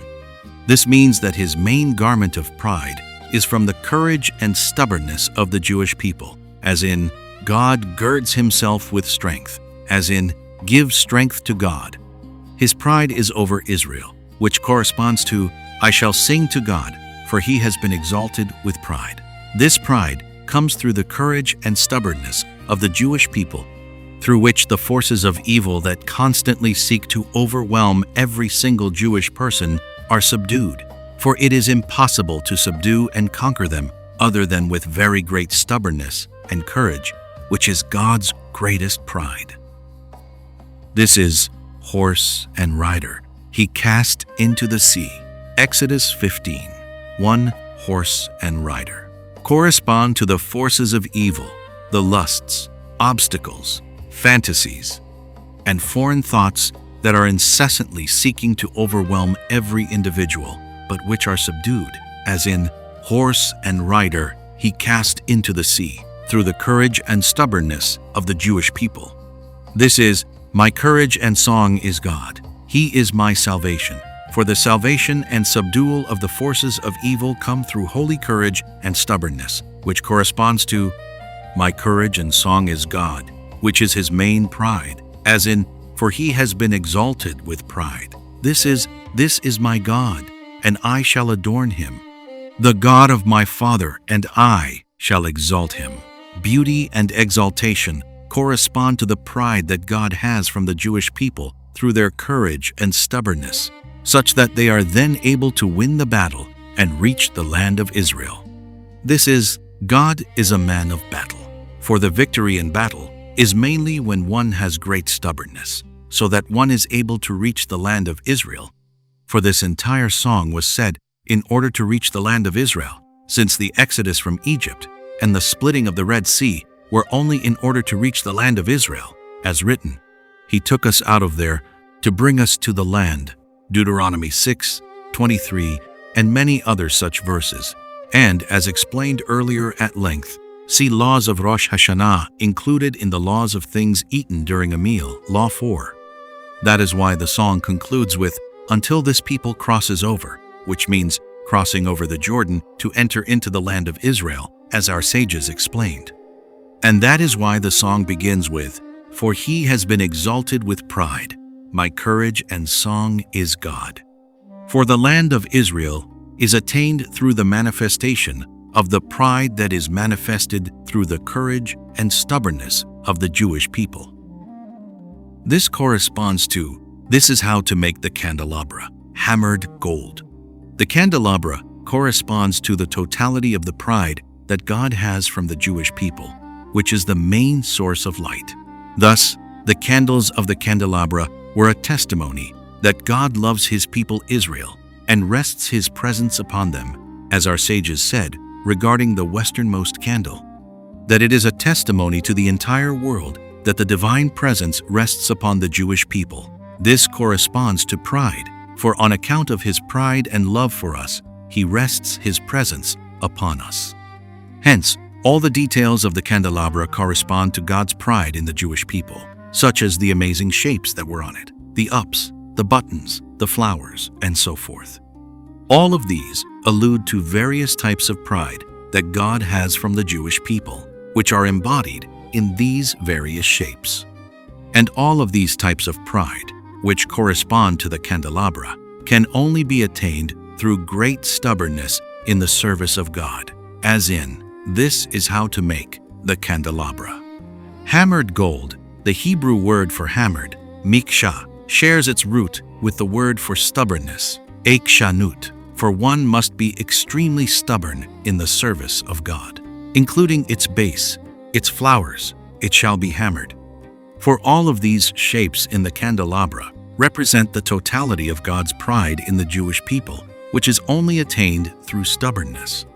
Thus, including its base, its flowers, it shall be hammered, for the entire divine service of a Jewish person, from beginning to end, from all of which God has pride, which corresponds to the candelabra, all comes about only through stubbornness, as in, including its base, its flowers, it shall be hammered.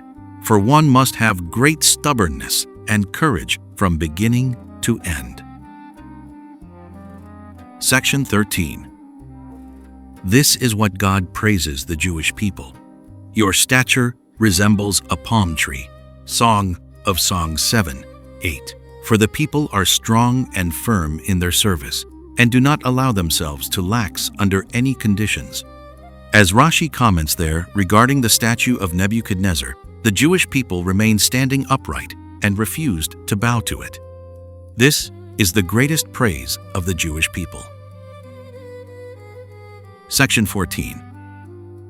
This corresponds to, I led you standing upright, Leviticus 26:13, as Rashi explains there. This verse refers to the land of Israel, toward which the Israelites were walking. For all of the journeys, paths, battles, and conquests of the Israelites were all only to ultimately conquer the land of Israel, as is evident from the stories in the Torah. Thus, I led you standing upright, which corresponds to courage and stubbornness, firmly standing upright, with great stubbornness, to win the battle and reach the land of Israel, which is the ultimate goal of the Exodus. For it is impossible to reach the land of Israel and to win this battle, which is the mother of all battles of every individual Jewish person, other than through very great stubbornness, corresponding to, I led you standing upright, as in, lead us soon standing upright to our land. Amen. Section 15.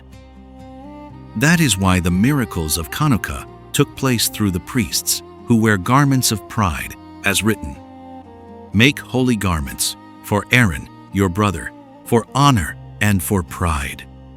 Exodus 28:2. The epitome of this was the high priest, who wore the priestly breastplate, upon which were written the names of the tribes of Israel, and upon which shined all the colors of the precious stones, each one having a unique color, thus embodying the totality of the pride of the Jewish people.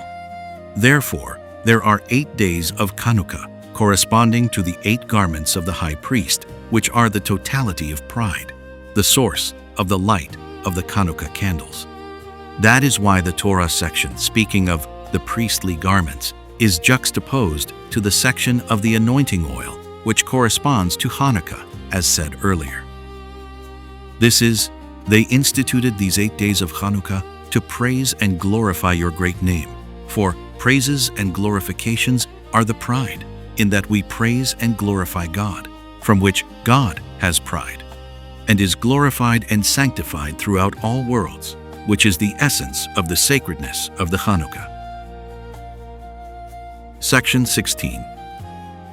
This is why the weekly Torah reading for Chanukah is Miketz. The Rebbe says at the end of this lesson that speaks of the land of Israel. There are more related ideas here.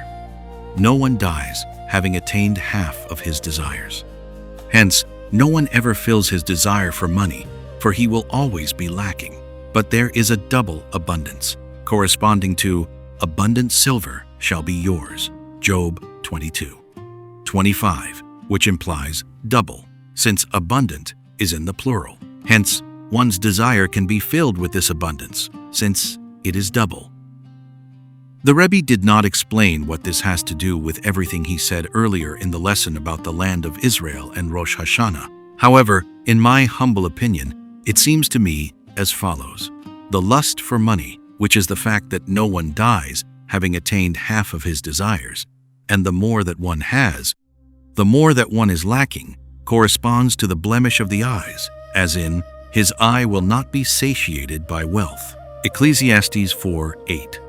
Now, the blemish of the eyes corresponds to the blemish of the land of Israel, for the essence of the sacredness of the land of Israel comes through the eyes that behold the tzaddik, who embodies all pride, through which the sacredness of the land of Israel is materialized.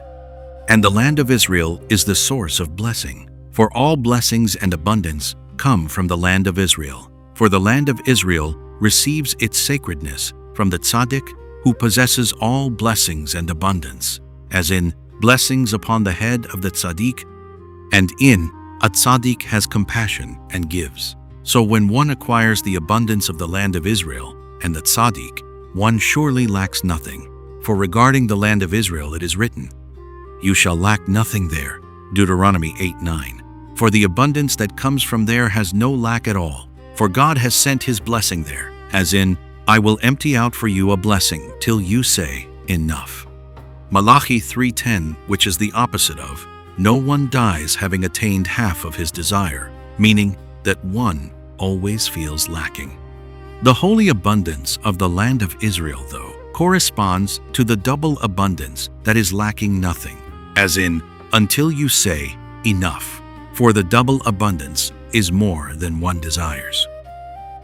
This corresponds to the abundance of the Shabbat, from which all of the 6 weekdays are blessed, which corresponds to the double bread of the Shabbat, corresponding to the double abundance, for Shabbat and the land of Israel are in the same category, as we find our sages listing 7 differences between the land of Israel and outside of it, and 7 differences between the Shabbat and the 6 weekdays. Hence, the tzaddik, through whom comes the entire sacredness of the land of Israel, attains a double abundance, which corresponds to what is written regarding the tzaddikim. They shall inherit double in their land, Isaiah 61:7, corresponding to the double abundance, the double bread of Shabbat. Thus, the verse stresses in their land, for the double abundance is mainly in the land of Israel. This is why the Rebbe says in Likutei Moharan, Part 123, that breaking the lust for money is accomplished mainly through the tzaddik, and whoever opposes the tzaddik falls into the lust for money. As he explains there on the verse, he banished an enemy before you and said, destroy. Deuteronomy 33:27. For when one is bound to the tzaddik, one draws from him a double abundance, which counters the lust for money, which corresponds to no one dies having attained half of his desires. Section 17. This corresponds to Pharaoh's dream of the 7 healthy cows and the 7 emaciated cows, which correspond to the 7 years of bounty and the 7 years of famine, which corresponds to the lust for money, in that the more that one has, the more that one lacks.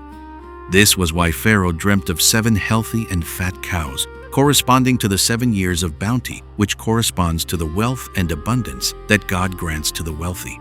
But then, suddenly, 7 other cows came out after them, and the thin and emaciated cows swallowed the bounty of the 7 healthy and fat cows. The 7 emaciated cows correspond to the 7 years of famine, which corresponds to the lust for money, in that one is always hungry to swallow more money, which swallows the 7 years of bounty and wealth that God grants to the wealthy. For the more wealth that one has, the more one is lacking, as in, one who increases his possessions, increasing his worry. Avot 2:7. One then has worries and distress, as if one were literally a pauper, as in, the 7 emaciated cows swallowed, and the 7 fat cows were absorbed by the 7 emaciated cows. But it could not be discerned that they had been absorbed by them, for they appeared as emaciated as before.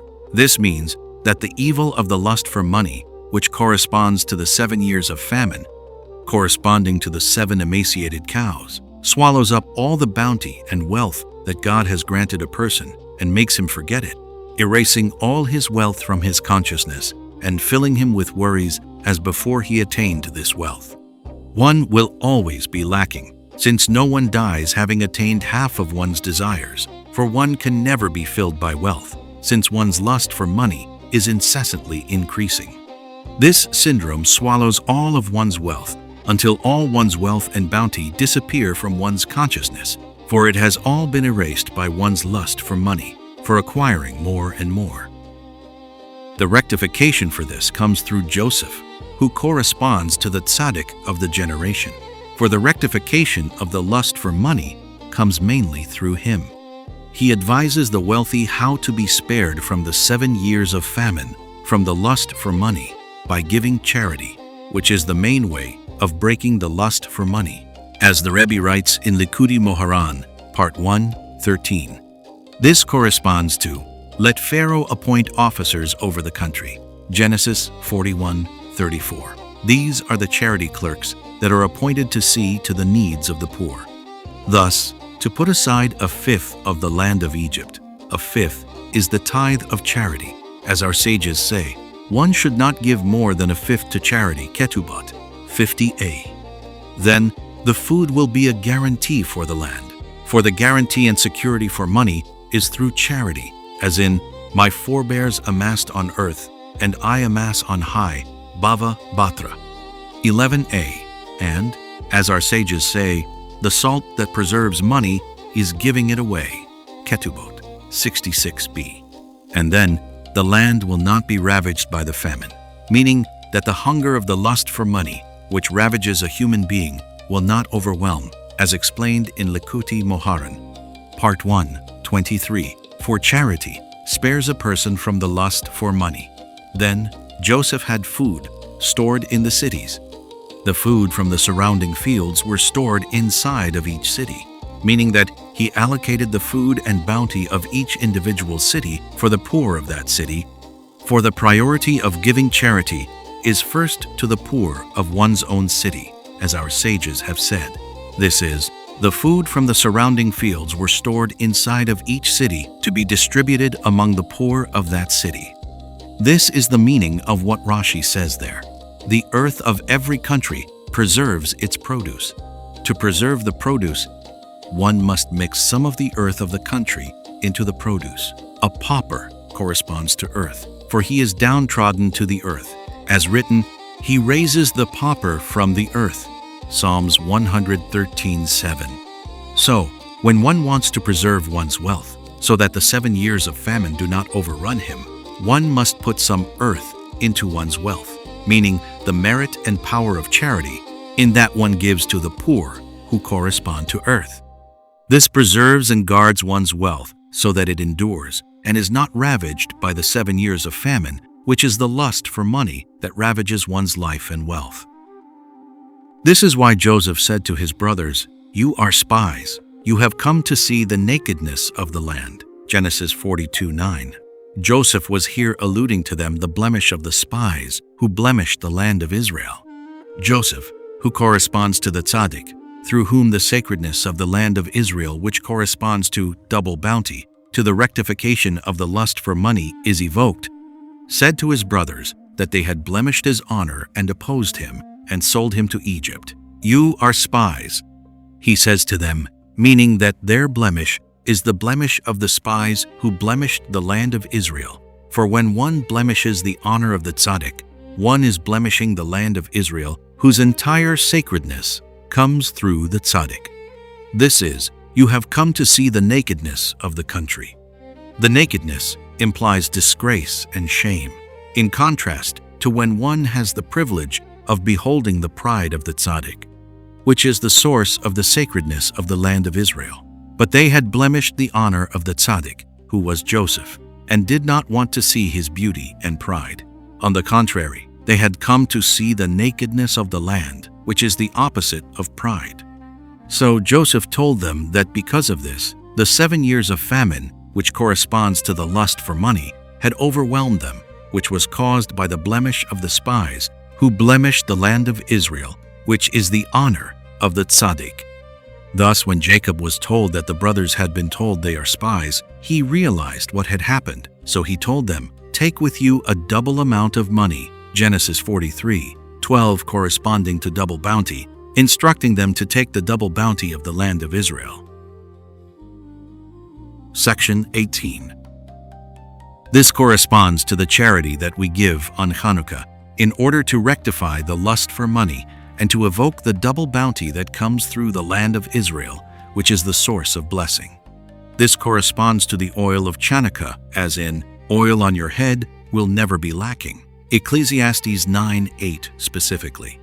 Never be lacking, meaning that it inherently lacks nothing, as in, the jug of oil will not be lacking. 1 Kings 17:14. For oil corresponds to the mind, as in, oil of anointing for sacredness. For through the mind and the intelligence, one will not be lacking anything. As our sages said, if you have acquired knowledge, you are lacking nothing. Leviticus Rabbah 1:6. This itself is the miracle of Hanukkah, that blessing was sent into the bit of oil so that it lit for 8 days, corresponding to the blessing and double bounty that comes through the land of Israel. For on Hanukkah, we are involved in evoking the sacredness of the land of Israel. Section 19. This is, at the end of 2 years, Pharaoh dreamt. At the end corresponds to the lust for money, as in, he set an end for the darkness. Job 28:3. This is the filth of gold, as stated in the Zohar, Part 1, 62b. This refers to the lust for money, which corresponds to a darkness, to a dark countenance, to melancholy and sadness, as in, whoever increases his possessions increases his worry, for one will always lack increasingly more, as the Rebbe writes in Likutei Moharan, Part 1, 23. This is 2 years, corresponding to the blemish of the spies, about which is said, a year for a day, a year for a day. Numbers 14, 34, as the Rebbe explains elsewhere. Likutei Moharan, Part 1, 54. For the blemish of the spies, which is the blemish of the land of Israel, causes the lust for money. For money is called regel, as the Rebbe writes, as in, all the possessions at their feet, Numbers 11:6, which is their money.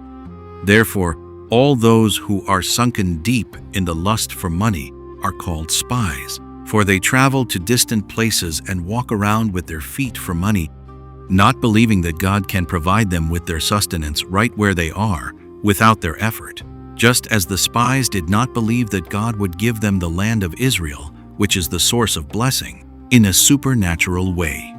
Rather, they said that they want to go and spy the land of Israel, which is the source of blessing, and to conquer it in natural ways, just as idolaters used to send spies to the places they wanted to conquer. But the truth is that we must have faith in God, that He will conquer the land of Israel for us without any spies at all. And similarly, those who are sunken in the lust for money, risking their lives traveling far away and walking around as if God cannot provide them with their wealth in their own homes. Hence, those sunken in money are called spies, because the lust for money is the blemish of the spies who blemished the land of Israel. This is at the end of 2 years, corresponding to the blemish of the lust for money, the blemish of the spies, about which is said, a year for a day, a year for a day. And Pharaoh dreamt that he was standing over the Nile. Pharaoh represents the one who is sunken in the lust for money, which is called Pharaoh. For the lust for money is literally idolatry, as the Rebbe writes in Likutei Moharan, Part 123. Now, idolatry, which is the lust for money, comes mainly through the sin of the golden calf, for they made for themselves gods of gold, corresponding to the lust for money. Furthermore, even the sin of the spies was caused by the sin of the golden calf. For the spies revived the inclination for evil upon themselves, as our sages say, and as Rashi explains, that the decree of the 40 years in the wilderness was already decreed from the sin of the golden calf. For the two are interdependent, since the sin of the spies was caused by the sin of the golden calf, as can be understood from the literature. All this corresponds to the lust for money, which is why the lust for money is called Pharaoh, as in, Aaron Pharaoh lay bare the people. Exodus 32:25, which refers to the golden calf, which is the idolatry of the lust for money. Another reason why someone sunk in the lust for money is called Pharaoh is because this person is always a debtor and is constantly busy with the repayment of his debts. We see this all the time, how most wealthy people have no lives at all, since they are always busy obtaining the funds to pay up their debts, such that they cannot enjoy their lives at all. This is, Pharaoh dreamt that he was standing over the Nile. Pharaoh had made the Nile into an idol, which is the lust for money, which is idolatry. In that one says, my strength and the power of my might have acquired this money for me, just as Pharaoh made the Nile his god. For the Nile would rise and water the entire land of Egypt, and all the wealth of Egypt was from the Nile. So Pharaoh made it into a god, for he did not believe that all this blessing and wealth comes only from God. So he made it into a god, the god of the lust for money was his god, as if he had acquired all this wealth through his own power and strength. Thus, out of the Nile arose 7 healthy cows and 7 emaciated cows, and the emaciated cows swallowed the healthy cows, which was an illusion that the lust for money, which corresponds to the 7 years of famine, will swallow all of his wealth, as in, they were absorbed into them, and it could not be discerned that they had been absorbed by them. For the more money that one has, the more worries that one has, as if one were literally a pauper. The only way to rectify this is through Joseph, corresponding to the authentic tzaddik, who advises to give a lot of charity. through which we rectify the lust for money and are able to evoke the double bounty of the land of Israel, as written regarding the tithing, which is charity. Test me in this. I will empty out for you, until you say, enough, which corresponds to the double bounty, which is the rectification of the lust for money. This is, let Pharaoh appoint officers, and fifth, as explained well earlier. Section 20. Let us now return to the blessing after meals. In sum, the essence of the blessing after meals is to manifest and evoke the sacredness of the land of Israel, as in, you shall eat, be satiated, and bless your God over the good land. And the essence of the sacredness of the land of Israel is evoked through the manifestation of the pride that is manifested during the meal. This corresponds to the cup of wine over the blessing after meals, as explained at length earlier. This also corresponds to the invitation to the blessing after meals when three people have eaten together, when they declare before the blessing after meals, let us bless the one whose food we have eaten. This is the invitation, in that before beginning the blessing after meals, we invite and prepare ourselves to do so. The reason for this is because the essence of the sacredness of a Jewish person and the essence of his service of God is solely the holy desires and yearning. As the Rebbe explains in several places, there is no one who can boast that he is able to truly serve God. Even the angels and seraphs are unable to boast that they can serve God. The main thing then is only desire and yearning, and one must constantly nurture strong desires and yearnings to serve God. I heard even more directly from the Rebbe about the greatness of holy desire, which is the essence of serving God, and how all service of Torah, prayer, mitzvot, and good deeds are all included in this. It is impossible to attain any sacred achievement without strong desires, yearning, and longings, never laxing in one's desires. And the more that obstacles stand in one's way, the more one must strengthen one's desires and longings, and so on, until one eventually is able to fulfill the mitzvah or sacred act that one desires. Whatever sacred service one desires to do, one must first nurture strong desires, and the more that obstacles, delays, and confusions overwhelm a person, the more one must impassion oneself with strong desires until one is able to carry out that which one desires. The Rebbe in fact explains in Likutei Moharan, Part 1, 66, that an obstacle is only for the purpose of strengthening desire, and if one increases one's desire to counter the obstacle, one will certainly break the obstacle. Hence, the only way to overcome obstacles to holiness is through holy desire and passion.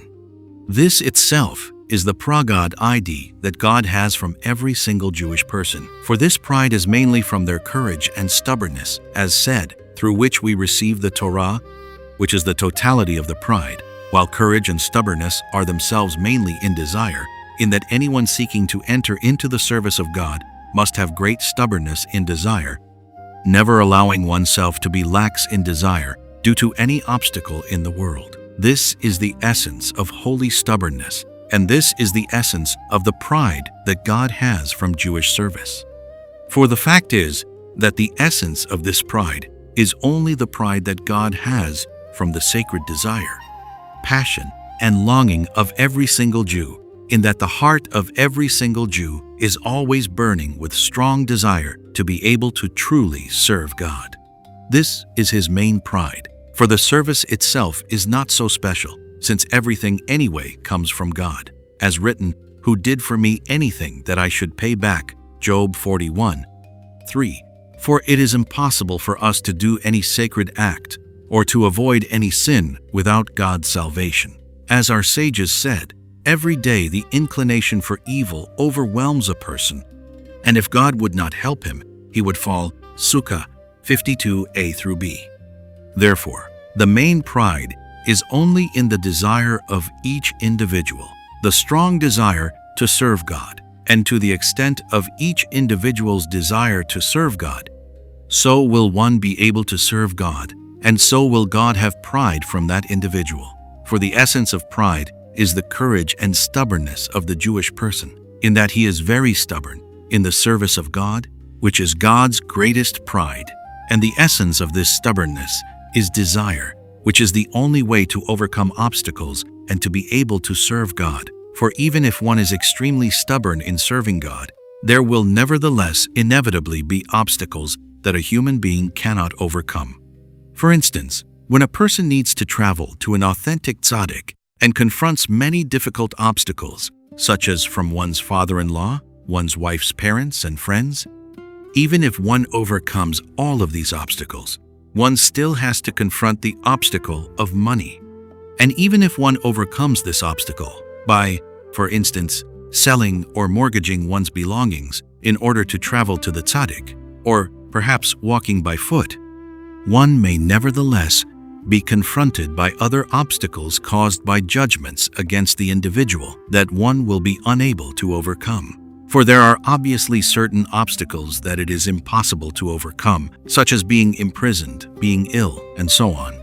Similarly, regarding our discussion about traveling to the land of Israel, which is the ultimate victory in the battle, even if a person will stubbornly overcome 1,000 obstacles, if one has to cross the sea and one has no money to pay to get on a ship, or if no ship at all is leaving, or if it is wartime, one's stubbornness will not help. Obviously, one cannot jump into the sea relying on God that He will split the sea for him. Therefore, stubbornness is mainly in one's desire, that no matter what happens, one will not be lax in desire, even if one is confronted with tens of thousands of obstacles that seem to be insurmountable. Nevertheless, one must do what one can and continue yearning strongly, for yearning and desire must be to the degree of the obstacle, as the Rebbe explains, Likutei Moharan, Part 1, 66. And if one is stubborn in desire, never slacking in one's holy desires and passions, no matter how one is cast down, then, ultimately, God will surely come to one's assistance and break all the obstacles and provide the person with all necessities to make the journey to the land of Israel, or for whatever sacred acts one wants to do, for the obstacle was solely for the purpose of increasing desire. This is the main test that a person is put through in this world, to see if one will abandon one's sacred desire in face of the obstacle. So if one is stubborn and withstands temptation, never slacking in one's sacred desire and passion, one will then inevitably break all obstacles, and the obstacles will be transformed into salvations. For God will help the person and cause things to happen for the best, so that one will ultimately be able to actualize one's sacred desire.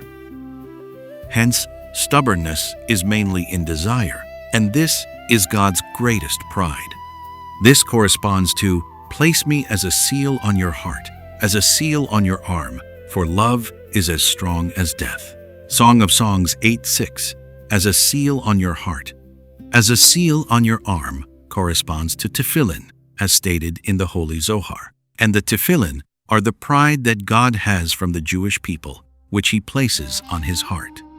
This pride, which is the seal of the tefillin, is brought about mainly through the holy love, desire, and yearnings of the Jewish people.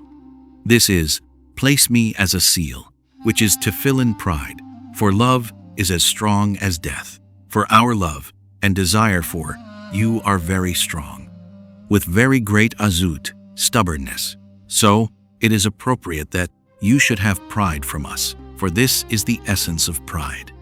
This is, "For love is as strong as death, zealousness as firm as the grave." Love corresponds to desire, passion, and longing for God, which is the main way to overcome the forces of evil, which is the realm of death, from which arise all the obstacles to holiness. As the forces of evil, the embodiment of obstacles, overwhelms a person. Similarly, one must have strong love, yearning and desire for God, and for the sacred act that one wants to do, for desire, which corresponds to love, must be as strong as the obstacle. This is, love is as strong as death, zealousness as firm as the grave. The love and yearning for God and His service must be as firm and as strong with great stubbornness as death. Meaning, as strong as the obstacles that are caused by death and the forces of evil, for that is the source of all obstacles. In other words, the love and passion must be as strong as the obstacle. This is zealousness as firm as the grave, which is the realm of death that casts the person into the depths of hell. If the person is unable to stand up against it and falls wherever he falls, even if one has fallen to the bottom of the pit, to the realm of death, and is unable to escape from there, if nevertheless one is very stubborn with the desire that no matter what happens, he will never abandon his constant desire and yearning for God. And the more that one is cast down, the more that one yearns for God and His service. For one can always yearn greatly for God under any circumstances. Then if one is very stubborn with desire, God has great pride from this. For this is mainly from the courage and stubbornness of the desire. Through this, one will inevitably be able to achieve one's desires and come close to God. This is, place me as a seal, which is tefillin, and the pride that God has from the Jewish people. For love is as strong as death, zealousness as firm as the grave, in that we love God with such great passion and strong desire, and are so zealous on His behalf to manifest the truth and subdue falsehood. Even in the depth of this exile, in which death and the grave, which are the realm of evil, are so powerful, for our love and desire are equally as strong. This is as stated in the verse, "For you have crushed us in a place of serpents, covered us with the shadow of death, if we have forgotten the name of our God and spread our palms to a foreign god. For He knows the secrets of the heart, that we have been slaughtered for you every day." Psalms 44, 20 through 23, which refers to the toil we invest for prayer and other sacred acts. Though one is still unable to pray properly and to accomplish what one desires, nevertheless, the yearning itself to be able to do so corresponds to the sacrificial service, as in, "For we have been slaughtered for you every day," as the Rebbe explains. That is why we beseech God in merit of toil and desire that we have for His service, even though we have yet to truly attain it. Nevertheless, through the yearning itself, we will be able to overcome all obstacles, which correspond to a place of serpents and the shadow of death. This is, many waters will not be able to douse the love. Song of Songs 8, 7 many waters correspond to the idolaters and the forces of evil, which are the source of all obstacles, which are not able to douse the love and the desire. For we are very stubborn in desire, and the greater the obstacles, the more we strengthen our desires. For the purpose of obstacles is to douse a person's desire, which is the essence of the test of the obstacle. But the truth is that the love and desire of the Jewish people is as strong as death, as strong as the obstacle, and many waters, which are the obstacles, cannot douse the love and desire. On the contrary, the Jewish people are constantly intensifying their desire and passion for God, for the obstacle increases desire. Therefore, we will surely attain what we desire and be able to come close to God, and God will always have pride from us, as in, "Place me as a seal." Section 21. This corresponds to, "Sit at my right side until I make your enemies a footstool for you." Psalms 110, 1. The right side corresponds to love and desire, through which we overpower the enemies, which are the obstacles. This is, "You shall tread on a cub lion and a cobra. You shall trample a young lion and a serpent, for he desires me, and I shall save him." Psalms 91, 13 through 14. A cub lion, a cobra, and a serpent represent the forces of evil that correspond to the obstacles to holiness, which attempt to overrun the path of holiness, like snakes, lions, and serpents, so that no one will be able to tread the path of holiness. But the verse promises the Jewish person that he will be able to step on them and trample them with his holy desire and passion, as in, "You shall tread on a cub lion and a cobra, for he desires me, and I shall save him." Specifically, Desire. For the main way to overcome these obstacles is with passion and desire. Therefore, before reciting the blessing after meals, at which time we are supposed to manifest the pride so that we are able to thereby evoke the sacredness of the land of Israel, we first recite the invitation to blessing as a preparation and declaration of intention to recite the blessing after meals, which we desire to do. This is the desire and yearning that we verbally declare that we desire to fulfill God's commandment, which is God's main pride from us. For the essence of pride is the desire through which the sacredness of the land of Israel is manifested, which is the essence of the blessing after meals. This is why we declare, before performing any mitzvah, I am hereby prepared and ready to fulfill the mitzvah of, which is the desire that we declare and manifest verbally, our strong yearning to fulfill God's commandments. For we are powerless to actually fulfill them properly, but we can only declare that we are prepared and ready to do so, which is desire. Then the commandment is done on its own with God's help, for whoever seeks to purify himself will be supported. But everything is from God, and our service is mainly desire, as in, I am hereby ready and prepared. But since eating is the time when we must manifest the pride, through which the sacredness of the land of Israel is manifested, which is the essence of sacred eating, and eating is a time of spiritual battle. For the forces of evil rise up to battle a person during eating. Therefore, our sages instituted to recite the invitation to the blessing after meals. For through this invitation, which is an expression of desire, we thereby overpower the forces of evil and manifest the pride.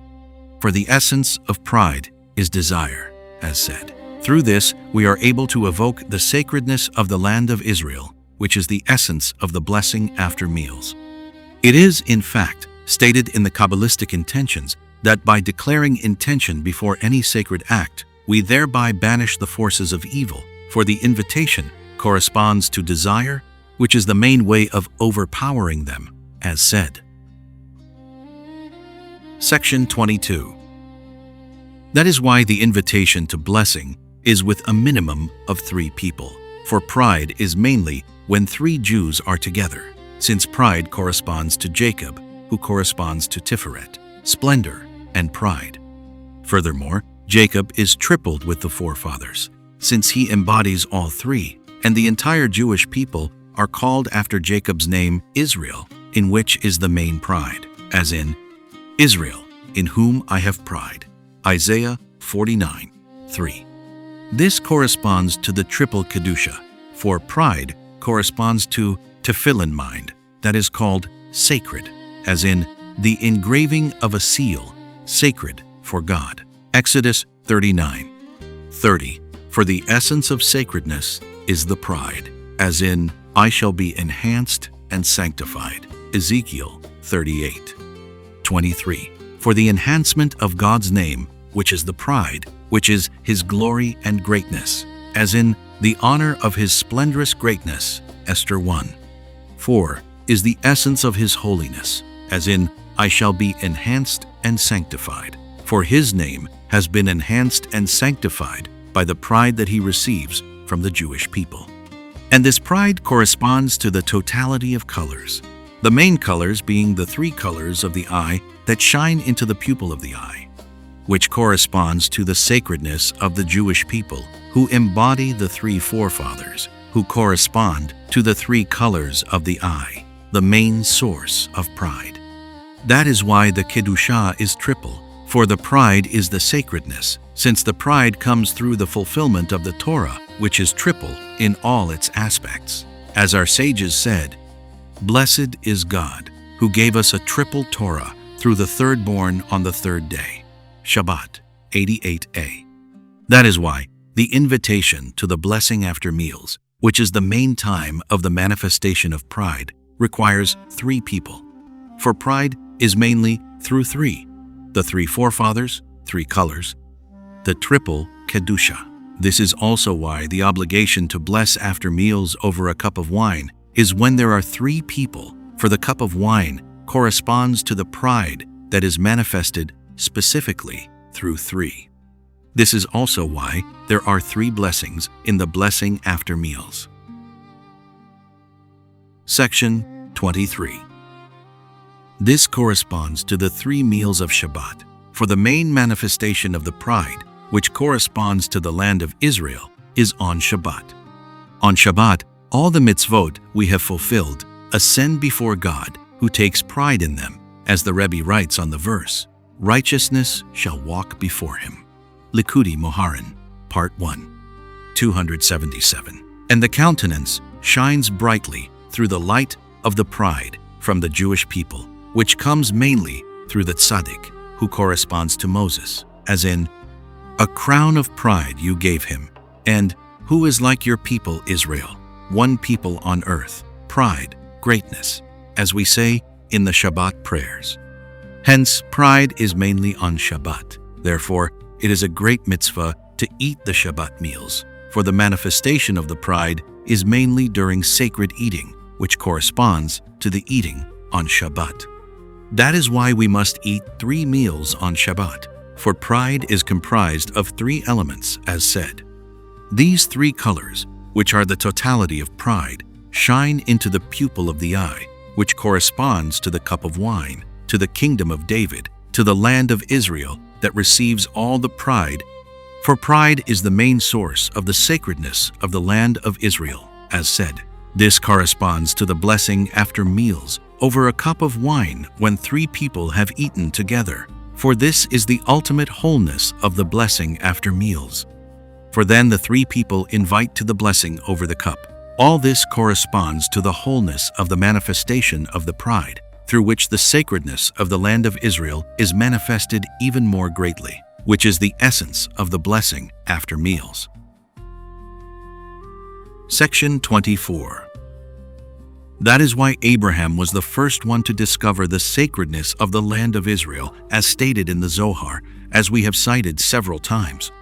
Abraham was the first selfless person, in that his entire service was sacred desire and yearning, as explained elsewhere, for he lived before Torah giving, and he initially knew of no commandments at all. Rather, his entire service was only sacred desire, passion, and yearning, and he was indeed very strong in desire, able to stand up against the entire world that sought to obstruct him. Eventually, he thereby was able to overcome all enemies and obstacles, as in, "Sit at my right side until I make your enemies a footstool for you," which refers to Abraham, as mentioned earlier. This is why God had so much pride from him, as written, "Abraham, my beloved," Isaiah 41:8, through which he was able to discover the sacredness of the land of Israel. For the sacredness of the land of Israel was discovered through the pride, which comes mainly through desire, and because of Abraham's great passion and desire, in which he was so strong, the commandment of circumcision was revealed to him, which is the rectification of the covenant, through which the audacity of the realm of evil, which is the source of all obstacles, is broken, and one attains holy audacity, which is dependent upon the sacredness of the covenant. As in Boaz, there is audacity and courage in it, as known. Abraham also fathered Isaac, who was the first to be born into the sacredness of Israel, from whom the holy joy and pride began. That is why Isaac is named after laughter and joy, as written, "'Tis hawk has God done for me," Genesis 21:6, for the essence of joy is through pride. Law 5. This is based on the lesson in Likutey Moharan, Part 1, 28. In sum, the reason why people oppose and scorn the God-fearing is because they have received Torah from Jewish Torah scholar demons who have received their fallen Torah from fallen Alephs, regarding which it is said of Solomon, he spoke 3,000 parables, and his poems were 1 aleph and 5. 1 Kings 5:12.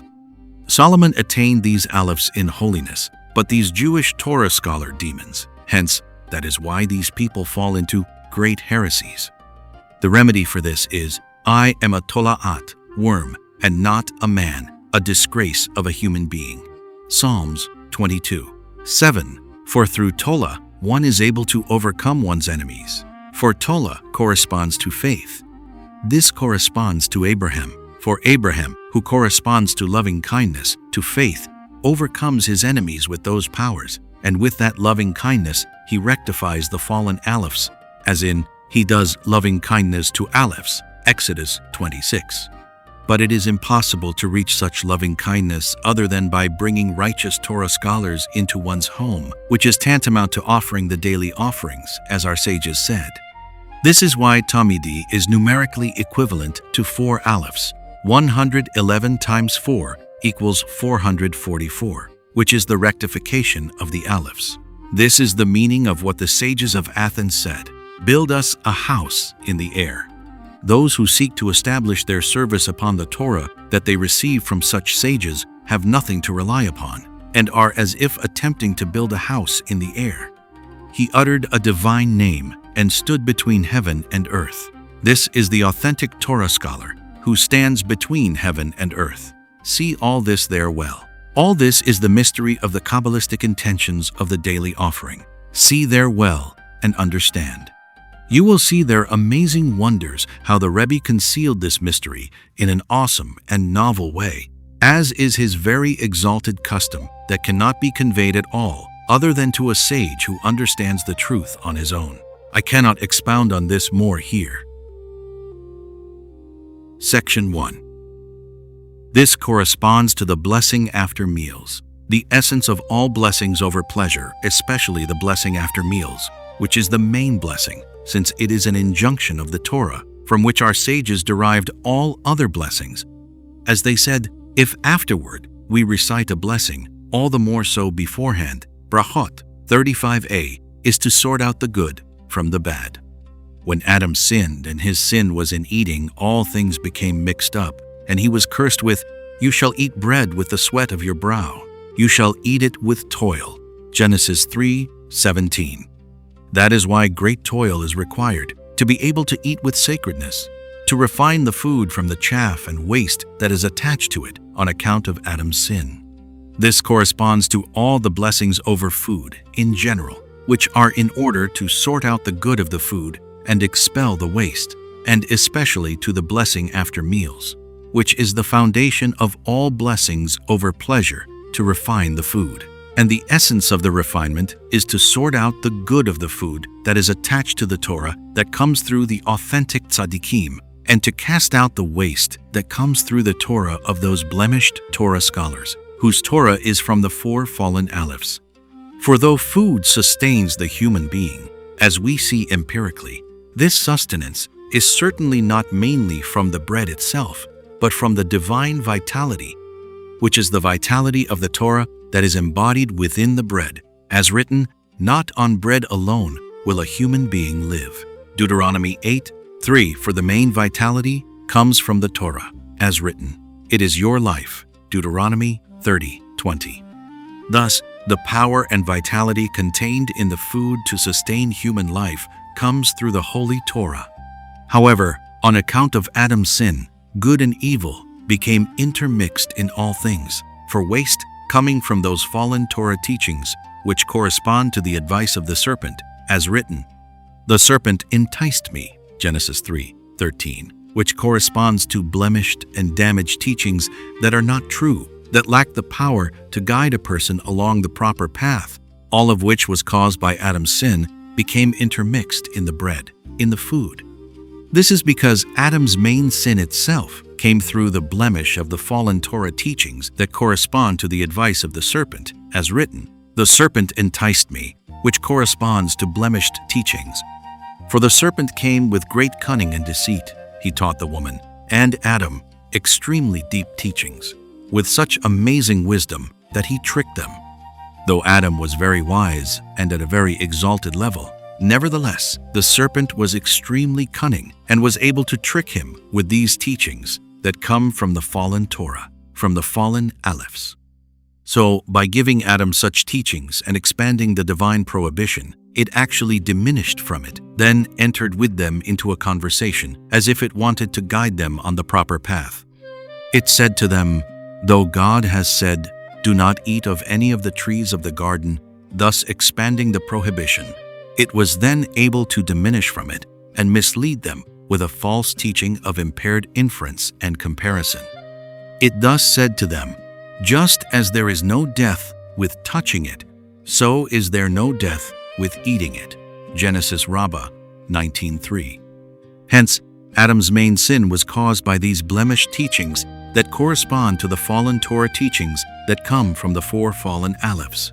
That is what caused all the intermixtures in foods that must be sorted out through the blessings, which corresponds to the blessing after meals, which is in order to refine the food from the attachment of the waste that comes from these fallen Torah teachings, from the four fallen alephs. And that is why there are four blessings in the blessing after meals. The fourth blessing of who is good and does good, corresponding to the four alephs. For through the four blessings of the blessing after meals, we sort out the vitality of the food so that it will come from the four alephs of holiness, while the waste that comes from the four fallen alephs will be excreted. Section 2. This is the meaning of our sages' teaching. 4 began speaking with Af, Genesis Rabbah 19:2, the serpent, who said, "Af, though God said." The baker, who said, "Af I also in my dream." Korach's congregation, which said, "Af to a land." And Haman, who said, "Af furthermore, Esther did not bring." Esther 5:12. The evil ideas of all of these four come from the filth of the serpent, from the counsel of the serpent, who misled Adam with fallen teachings, as said. That is why there are four, corresponding to the four alephs, for they blemished the alephs, which then became aph, which corresponds to anger, to intense judgments. The four alephs in holiness correspond to the Torah of truth, which corresponds to great loving kindness, to the Torah of loving kindness, as can be understood from the lesson. But when they are blemished, this causes heresies and idolatry, which corresponds to judgment and anger, as our sages said. As long as there is idolatry in the world, there is anger in the world. Yalkut Shimoni, Deuteronomy, number 888. Therefore, all of these four began speaking with Af, for the Aleph had become for them Af, since they all had blemished through the fallen Torah teachings mentioned earlier, which is why they spoke untruths and false comparisons, as the serpent who said, "Af God said, do not eat from any tree of the garden," with which it intended to prove to them that they could eat from the tree of knowledge. Then there was the baker who said, "Af I in my dream," with which he wanted to compare his dream to the butler's dream, when in fact the two were opposites, as our sages said. Korach's congregation said, "Af to a land," with which they attempted to mislead the Israelites by claiming that Moses was misleading them, arguing nonsensically, "If one thread of blue exempts an entire talit," so their blemish was also through the fallen teachings. Finally, there was Haman, who said, "Af Esther did not bring," understanding that this was for his benefit, becoming very haughty to the point of wanting to hang Mordecai, while in truth it was to his detriment, for Esther was trying to trap Haman by having him come to the banquet, as our sages said.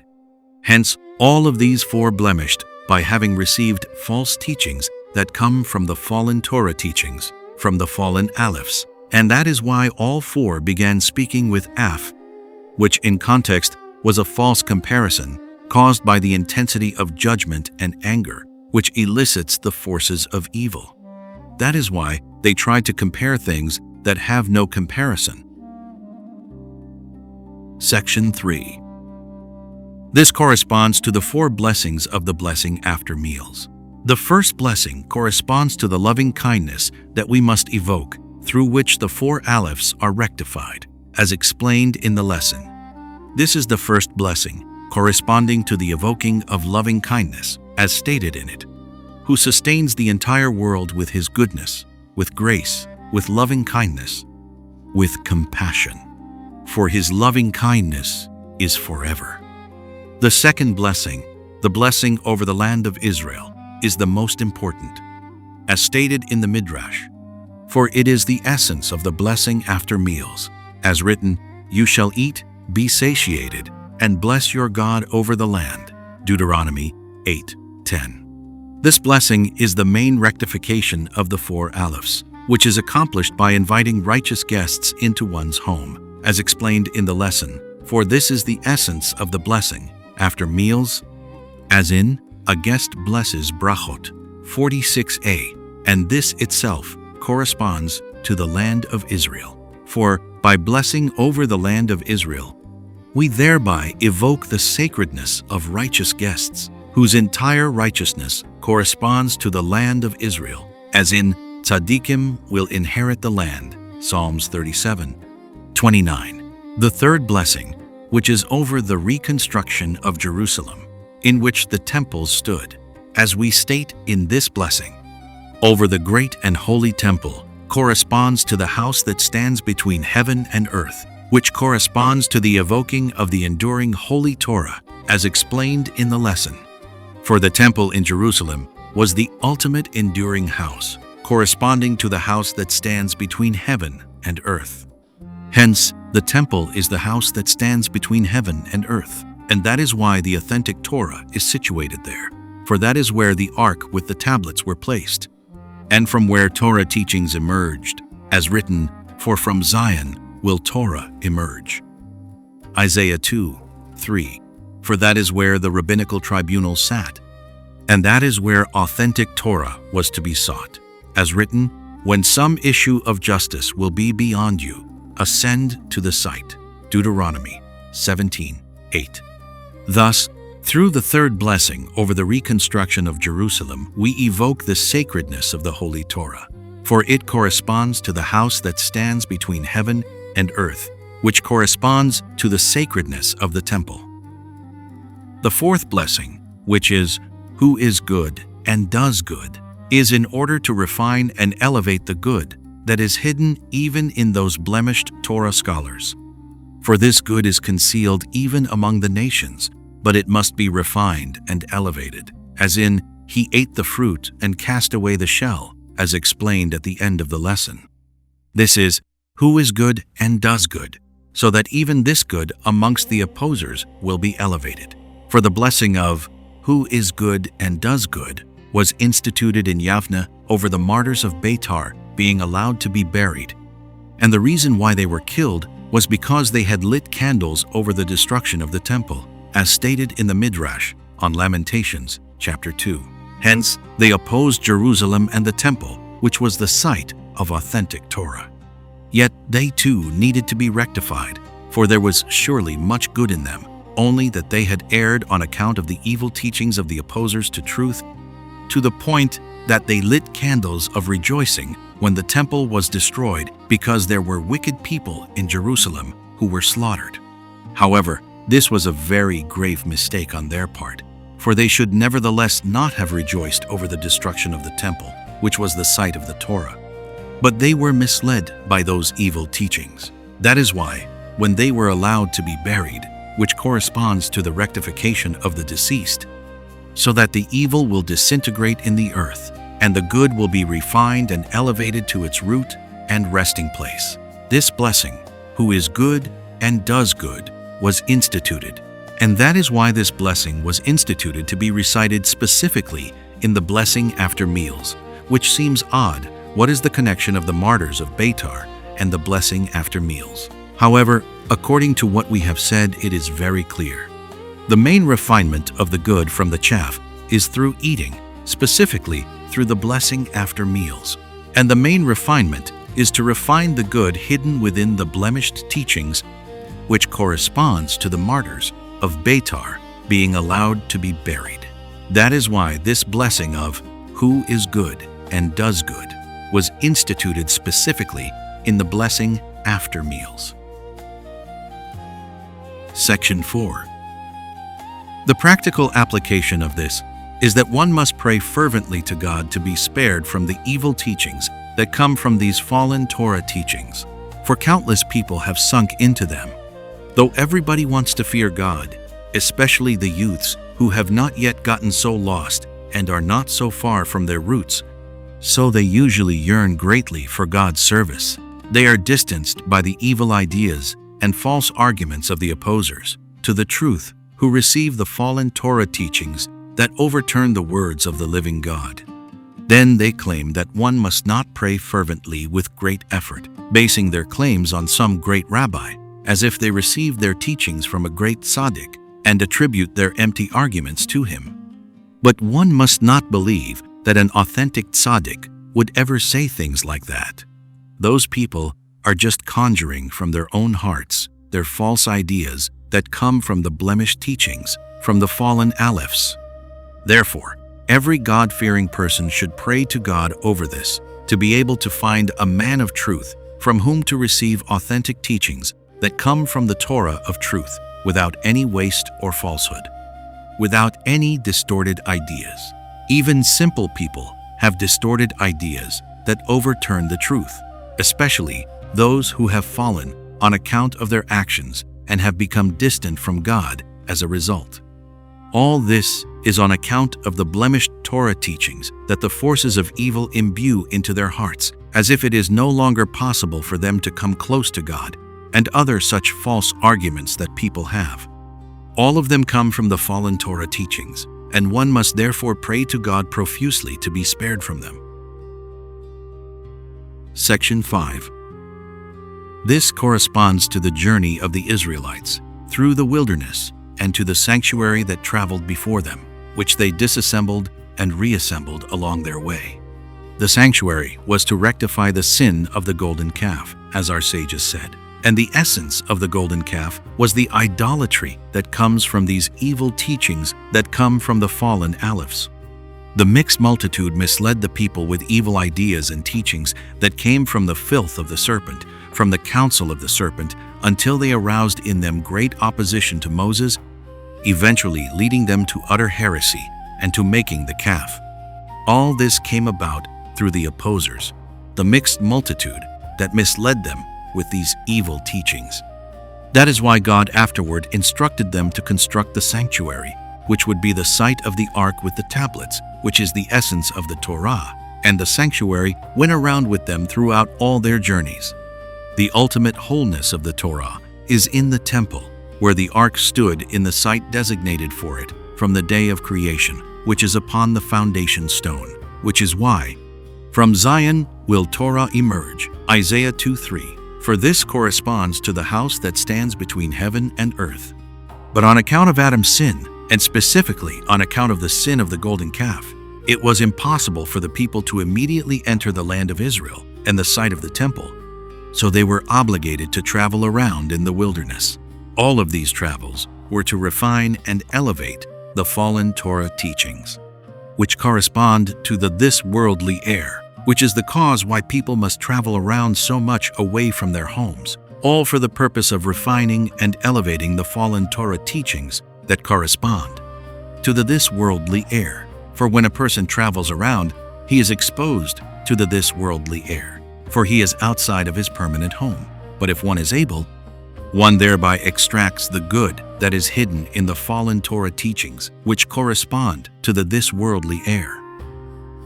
This corresponds to the journeys of the Israelites in the wilderness, a place of forces of evil, of serpents and scorpions and thirst, all for the purpose of refining the holy sparks from there, extracting the good from the fallen Torah teachings.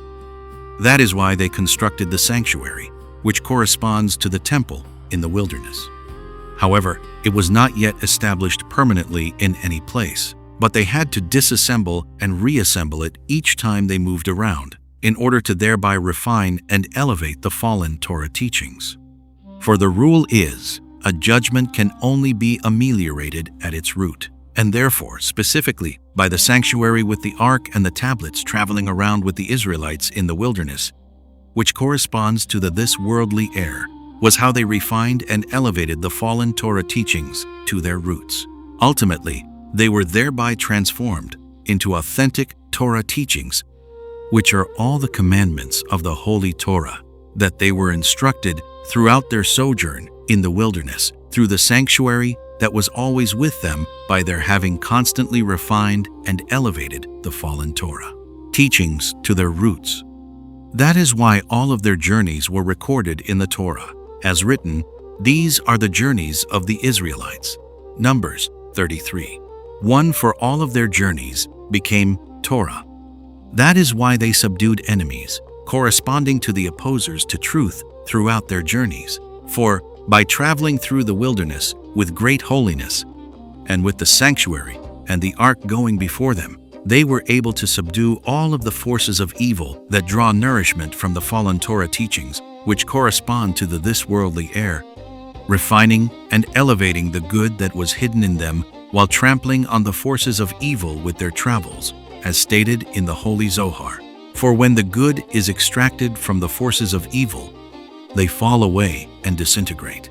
Afterward, when they camped and erected the sanctuary in its site, placing the ark with the Torah inside it, they thereby erected and constructed the Torah that they had gathered and refined through their journeys, elevating it from the this-worldly air to the category of the house that stands between heaven and earth, which corresponds to the temple.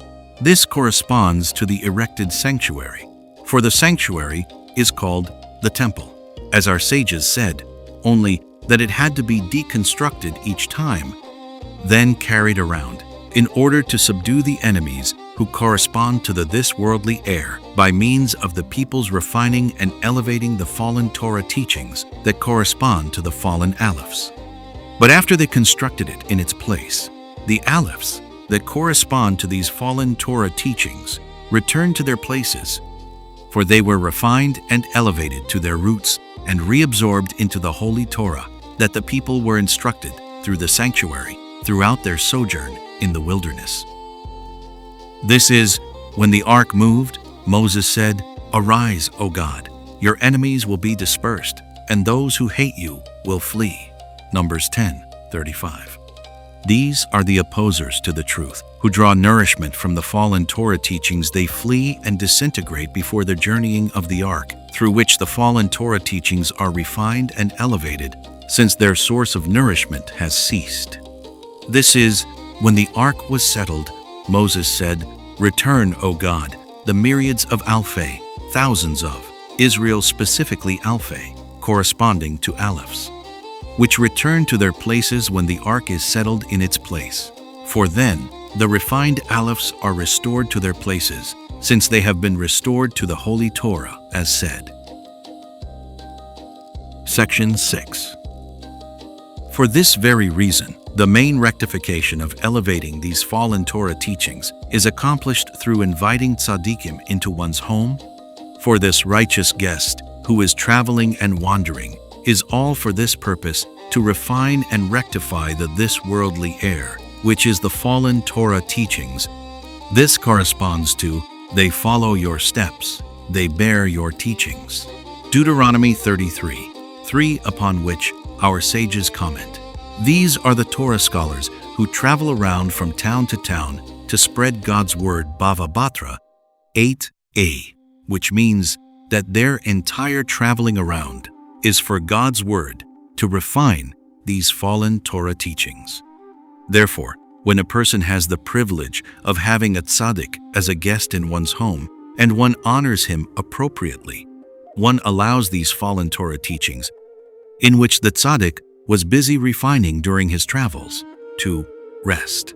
For now that the tzaddik has entered the home and found rest for himself, he then constructs amazing things with those fallen Torah teachings that he has gathered and refined on his travels. It is literally like the resting of the ark and the sanctuary, about which is said, "Return, O God, the myriads of thousands of Israel," as said, for wherever the tzaddik travels, the divine presence and the Torah travels with him, just as they traveled with the Israelites and the ark in the wilderness. Hence, whoever brings such a guest into one's home gives rest to the fallen Torah teachings that were refined by this tzaddik, and specifically in this way are the fallen alephs rectified and elevated, for they are one and the same, as said. This is why it is written, Samuel circled Beit El, Gilgal, Mitzpah, returning to Ramah, for his home was there. 1 Samuel 7:16-17, upon which our sages say, his home was wherever he came to Brachot, 10b. For Samuel went around to all these places in order to refine the alephs. which is the purpose of all the travels of the tzaddikim. Thus, returning to Ramah, for his home was there. His home was wherever he came to. For wherever he came to, he brought these fallen Torah teachings from the this-worldly air into a home, which is why wherever he came to was his home. Section 7. That is why the ultimate rectification of this was in the temple, which is the ultimate house that stands in its place, as in the house that stands between heaven and earth, which is the site of the Torah. That is why specifically Solomon constructed the temple, for Solomon attained these alephs in holiness. As written, he spoke 3 aleph proverbs, as explained in the lesson. So specifically he was able to construct the temple, in which authentic Torah, which corresponds to these holy alephs, is preserved. But due to our many sins, the counsel of the serpent was still not fully purified at that time, so the forces of evil were able to mislead the Jewish people with evil teachings through Jeroboam and the false prophets, all of whom were nourished by the fallen Torah teachings, thus that eventually the temple was destroyed due to our sins. For there are many different aspects of these fallen teachings. Some people cause only minimal damage with them, others more, while some cause so much damage that they fall into great heresies and literal idolatry, such as Jeroboam and his followers, who were great Torah scholars, as our sages say, but they ultimately fell into these heresies. All this on account of the evil teachings to which they were attracted on account of jealousy, lust, and pride, as our sages say, leading them to mislead many astray, thus causing the destruction of the temple. This is because the forces of evil target specifically the Torah scholars, such that even great tzaddikim can sometimes err on account of these fallen Torah teachings, leading them away from the truth. Therefore, even King Solomon himself, who had attained the 4 alephs in holiness and was able to construct the temple, nevertheless, as soon as he constructed it, the forces of evil attacked him and misled even him through these evil teachings, such that he married Pharaoh's daughter and foreign women. All this happened to him because of these fallen teachings. For his saying, God is with me, and I am able, Proverbs 31, for wanting to be wiser than Moses' Torah, in which it is said, a king should not have many wives. Deuteronomy 17:17, as Solomon eventually acknowledged when he said, I am a fool of a human being. Proverbs 32. This is what caused the destruction of the temple, as our sages said. And as Rashi brings on the verse, Solomon loved God, 1 Kings 3:3, for 4 years, until he began constructing the temple. But after he began to construct it, Solomon married Pharaoh's daughter, which is why it is said, For my rage and my wrath have been upon this city, for the destruction of the temple was caused by the damage caused by these fallen alephs, which is the blemish of the Torah that is mainly in the temple. So when the forces of evil were empowered and misled the people through the fallen Torah teachings that were still not fully refined, the temple was destroyed. Hence, when Solomon himself blemished these alephs by marrying Pharaoh's daughter, the main blemish was in the Tamid, daily sacrificial offering, for the 4 alephs are elevated through the Tamid. So when Solomon blemished the alephs, he blemished the Tamid. So now see something amazing. Our sages say that when Solomon married Pharaoh's daughter, she brought with her aleph 1,000 types of musical instruments, and that Solomon slept until 4 hours into the day, which is cited as proof that the Tamid can be brought only until 4 hours into the day Shabbat, 56b, Leviticus Rabbah, 12:5, Numbers Rabbah, 10:4, for Solomon's blemish was related to the Tamid. That is why his sin caused a delay in the offering of the Tamid, for the blemish of these evil teachings, on account of which he married Pharaoh's daughter, is the very opposite of the offering of the Tamid, since the Tamid is the rectification of these alephs. So, when Solomon erred after these fallen teachings, he caused a delay, specifically in the Tamid. How precise are God's ways? Section 8. That is why the great tzaddikim are called alufim, as written, our alufim are born, Psalms 144:14, as in, the heads of the Alphim of the Israelites, Numbers 1:16, for they elevate these Alephs. This also corresponds to the artisans and the gatekeepers, Aleph, 2 Kings 24:16, which refers to the great and awesome tzaddik who were involved with rectifying the Alephs, rectifying the blemish of the destruction of the temple that had been caused by that blemish. Therefore it is said of them, I will scatter them among the nations and spread them among the lands, and I will be for them a small temple, Ezekiel 11:16, upon which our sages comment, these are the synagogues and the study halls, Megillah 29a. For when one is able to spread authentic Torah among the Jewish people in the exile, and to establish synagogues and study halls in which to study Torah, a great rectification is brought about. For the blemish of the destruction of the temple is thereby rectified, and we are thereby involved in its reconstruction. For all of the exiles of the Jewish people from the land of Israel, in which they are forced to travel around from land to land, correspond to the this worldly air, for we are called scattered, as in, if your scattered ones will be at the end of the horizon, Deuteronomy 34. But God's entire intention is for the good, so that specifically in this way, the Jewish people will refine and elevate the fallen Alephs, which are the fallen Torah teachings, through the power of the great tzaddikim of each and every generation, who are able to refine and elevate the Torah teachings from the this worldly air, from the exile and constant moving around to the category of a house, which corresponds to the temple by means of their involvement in establishing holy schools and study halls in which to study the Torah, corresponding to the small temples. That is why the first to go into exile were the artisans and the gatekeepers, Aleph, so that specifically through their exile they would rectify the Alephs.